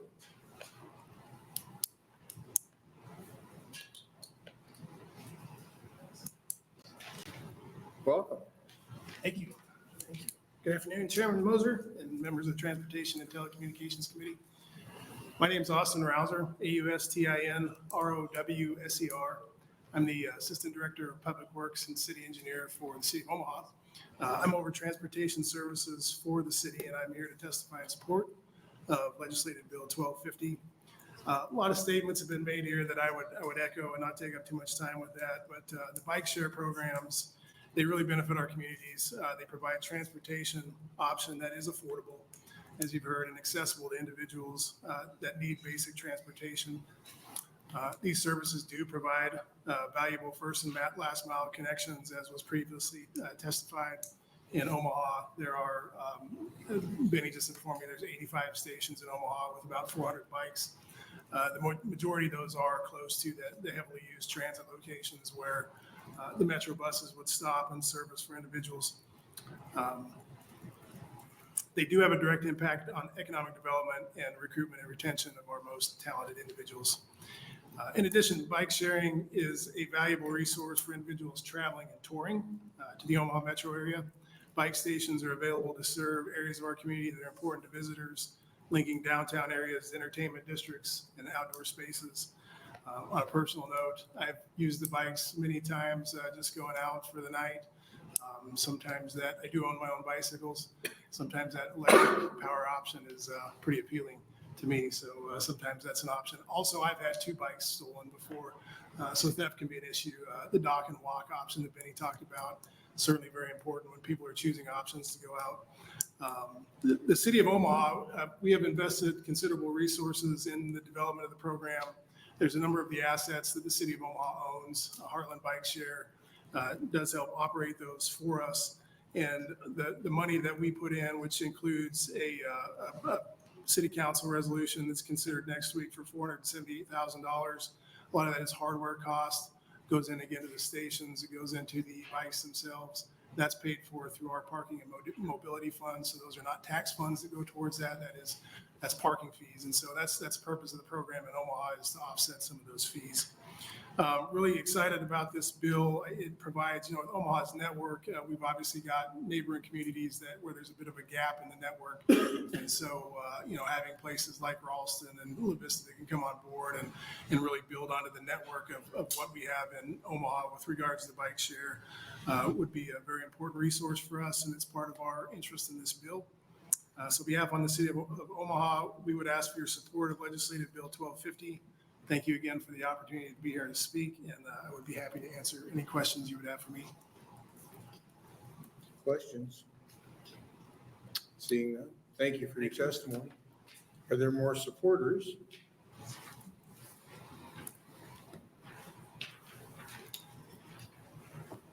Welcome. Hello, good afternoon. Hello, Chairperson Mosher and members of the Transportation and Telecommunications Committee. I'm Nate Ostick, Nateostdiek. I'm the University of Nebraska Omaha Student Government Vice President, and I'm here to testify on behalf of the UNO student body in support of LB 1250 and to speak to the positive transformative effect that bike share programs have had on our population at UNO. So the UNO student government UNO has taken several steps over the last few years to partner with Heartland Bike Share and to really increase access to bike sharing. And we've seen benefits and universally positive feedback from our student body. Several areas that I would just kind of like to address are citywide transportation and associated retention. So this bike share program, it's integrating with already existing public transportation. The UNO student government currently, in partnership with our parking services, we pay for access to, for students, anyone with a student ID is able to ride the buses for free. And increasing the bike share program is very much integrated with that, Metro and Orbit bus lines. So you're really actually increasing the distances that students are able to go, either if they have their cars parked on campus, so they don't have to move them, risking losing a parking spot, or if the student doesn't have access to a car, it really actually increases the ability to maneuver around the city. And so among these, many of the students who have actually seen the most benefit are international students who are representing talent who are coming to study in Nebraska, out of all places that they can go. And oftentimes they're the ones who say, it's like, hey, I haven't left my dorm room for weeks, or they only are able to do it when they can get a ride from somebody else. It's really enabling that sort of mobility that I think is making a good impression. And I think we have a responsibility to do that. So among both these populations, which do overlap, offering alternative forms of transportation that is also affordable is going to be essential for keeping young people in Nebraska and really kind of attracting those from out of state as well, for whom the bikeability of a location could actually be a determining factor in where they end up moving. Another benefit that we've seen is really reduced congestion within the campus area. At just an anecdotal level, I've seen really greater and greater number of students utilizing this, especially over the last couple of years as we've promoted it a lot harder. Just utilizing bike sharing services for short to mid distance travel from like the North campus to the South campus. And that's reducing a lot of the congestion through Elmwood Park that would be filled up with cars and the like. This had the effect of ultimately reducing traffic congestion and alleviating parking concerns because it presents people the opportunity to park further away and then come back. Finally, health and recreation. Supporting bike share is supporting not only means transportation for many people, but it's also supporting healthy Nebraskans. We're kind of instilling within these people that it's like, hey, let's go out there and incentivizing it, which ultimately is going to reduce a lot of the burden on our healthcare system. So, I mean, thank you, the student body of UNO. Asked for your support in favor of LB 1250. Thank you, and thank you again for the opportunity to testify. And I would be happy to respond to any questions that the committee may have. Senator DeKay. Yeah, thank you. So do you have to buy a pass or can you buy an individual ride? Yeah, so the model that we've gone through, the student government, we did a pilot program last year where we wanted to see like what the interest was. So we worked out a partnership with Bike Share to get 200 annual passes purchased from them using student government funds, which were then distributed to the student body at no cost to the students. And so then, and they were annual passes. So that was in, I believe, February of last year. And then this year we're pursuing a further partnership to expand access because all 200 passes went within a week. And we saw usage of various stations actually just double and more than double. And I don't have the most up-to-date numbers on me, but I would be happy to provide them. I appreciate that. Thank you. Senator DeBoer. Thank you so much for being here. And that was very interesting. So your 200 passes went immediately. Does that lead to some congestion in terms of like, you go, you think there's going to be a bike there, but there isn't a bike there, or are you pretty much able to keep up with the demand in terms of the individual stations? Yeah, that's a great question. Thank you. So demand, you check the bikes out through an application, and on that you're able to see how many bikes are at a given station, or if like there are too many bikes at a station, there's not an available one. So you're able to plan your route around that, and you actually see that information as you were checking the bike out. And then beyond that, we haven't had any particular problems. I've utilized it. I know a lot of people have utilized it. There's almost always a bike where there is, where you want one. There are 5 stations on UNO's campus proper, and then 2 adjacent in the Exarban area. Among those, almost all trips are being taken from one of those stations to the other one, so it almost self-regulates itself, where people are going to class from the dorms or going back to the dorms, from class. It creates a flow where if you need a bike, there will usually be one there. All right, thank you. Off of that, Well, let's take Senator Brandt. Thank you, Chairman Moser. Thank you, Mr. Osnick, for your testimony today. And this is kind of anecdotal, but in the bike riding student body, what percent own their own bikes and what percent use this program? About? Yeah. If you had to guess. Yeah, thank you for that question. So among the bike riding student population, I think we have seen an uptick. I do not have the data as to the percentage of which ones prefer using what. I know that there is a population of students who do already bike, who own their own bike, who are not primarily utilizing this. Part of that's because there are some housing, such as I know a lot of them belong to the Newman Center on campus, where I know biking is incredibly popular there. There was not a bike share station near there. So I notice, whenever I will drive by or see, they have a very large number of bicycles just at the bike racks. And around campus, they still are being utilized. But the main benefit here is from students who do not necessarily own a bike or who may be commuting to campus from outside of campus and then may need to either go somewhere else in the city from their parking spot or need to get from like North Campus to South Campus. All right, thank you. Senator DeKay. thank you. You said there were like 5 stations on UNO's campus. Is there a phone app or anything that you can look at to make sure there's a bike available at one of the stations? Yeah, thank you. Yes, there is. On the, I believe it's called bike. Let me look at my phone real quick. Okay, it is called, it's called B-Cycle. That's the app. And on it, you're able to see a map of whatever account you're like logged into where you have your membership of that city. So in this case, for Omaha, it would be Heartland Bike Share. You're able to see a map of all the stations in Omaha overlaid onto that and how many bikes are currently at that station. And to check the bike out, you go to the station, you'll activate, there will be a little button that will activate the station, and you press the button on your phone saying to check it out, and after a couple seconds it beeps and you're able to take the bike. You have the bike then for an hour. After that, you begin racking up some fees. But as far as that goes, they're all electric, so there's usually never a problem getting where you need to go, or at least to the next station within that hour. Thank you. Senator Bosn. Thank you. So specifically with the bike share program that you have at UNO, do those also, can you turn those in downtown Omaha, or do they have to be checked out and returned on UNO campus? Yeah, thank you. Thank you for the question. It's totally integrated within all the Omaha stations. So there's 85 of them within that. As just like an example, I know a popular route has become to go down to Exarban and then to take the bikes from Exarban on the Big Papio Trail all the way down to Bellevue, where there's a station down there. So you go 16 miles down there and then, or 8 miles down there and then 8 miles back. And you're able to do that within the hour, and you're able to do it.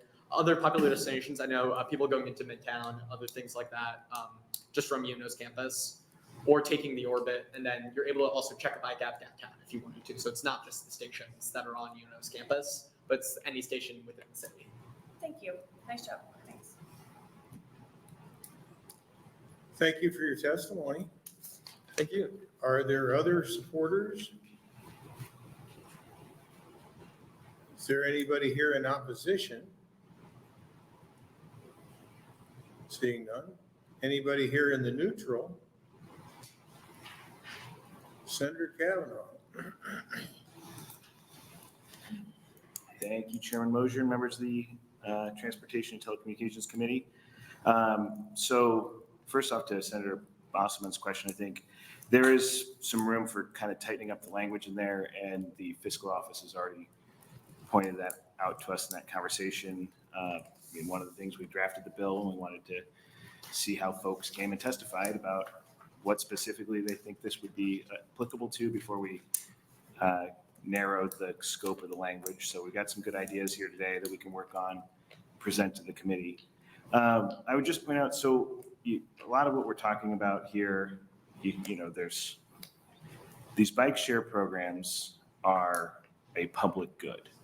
So, some people I think they think bike, they think recreation alone, but they're part of transit, they're part of infrastructure, they are part of a lifestyle that we are attempting to sell. And we have conversations in this body about what's it going to take to get young people to move to the state. And we talk about spending hundreds of millions of dollars to build, to attract an IKEA to, a certain strip mall. We're talking about $250,000 here that brings in the type of lifestyle that young professionals are looking for. We have, an anecdotal story about ConAgra leaving the state, and they left to go to a community that is the type of place that younger people want to live in. Younger people want to have active transit. They want to have other options. And that's what we're talking about. So this is an economic development tool, not just recreation and transportation. Senator Mosier, to your question about why does this cost so much? The bikes we're talking about cost $3,300 a piece. The electric ones. The electric ones. There's 25 of those and 100 of the others. In Lincoln, yeah. And in Omaha, there's a lot more of the electric bikes. And you can look at the letters that were submitted. We have a submission from the AARP is in favor of this. And part of the reason they're in favor of this is those electric bikes extend the time in which someone can enjoy these and use them. You get to be a person of a certain age, like maybe yourself and myself, Senator Mosier, and we might want a little bit of extra assistance to be able to use these bikes. And so that's one of the reasons we're doing it, but also in a city like Omaha, we've got a lot more hills than they've got here in Lincoln, and so we need the bikes to get up those hills. This started in the best district in the state, which is District 9. And a lot of these bike stations are in District 9, but you can see the topography goes up as you go east from 72nd to 60th Street, goes down to Saddle Creek, goes back up as you're going downtown. And so to traverse some of those areas, these pedal assist bikes are a lot more popular. And if we want folks to use them, we're going to need to be moving in that direction. So I think those are important points to consider when we're talking about what we're doing here. But again, the fact that we're getting 10 to 20% are from user fees, I think we need to make sure we're looking at that in the same perspective that we do talk about our other transit, buses, the BRT in Omaha, and actually the new streetcar is not going to charge a fare at all. And the reason is when you increase the fares, you decrease the ridership. And we do want to make sure that we are not pricing people out of this. So I just want to make sure that the committee understands that. I think those were all of my points. But I'd be happy to take any other questions, but I would certainly encourage the committee to take a serious look at this. Oh, I did want to extend the offer of anybody who wants to go on a field trip and tour either the Omaha stations, Lincoln stations, go for a ride. And I certainly would love to get out to the stations in Valentine as well. That might be maybe a not during the session field trip, but we'll go pick up Senator Decay on the way and we'll tour Valentine and take a ride on the bike share in Valentine. And I would point out in the letters, we have submissions supported by the mayor of the city of Papillion, city councilman from Omaha, Don Rowe. We have folks in, I think it was Marquette or Central City, who are interested in expanding these programs into places besides Omaha, Lincoln, and the metro areas, and of course Mahoney State Park. So that I'll take any questions. Questions? Senator Cavanaugh. I just want to correct the record that Senator Cavanaugh had it wrong. He had the number flipped upside down. The best district is District 6, not 9. No need to respond. I couldn't even hear her, so. Other questions? Thank you so much. Thank you. That'll conclude our hearing for today. Thank you for attending.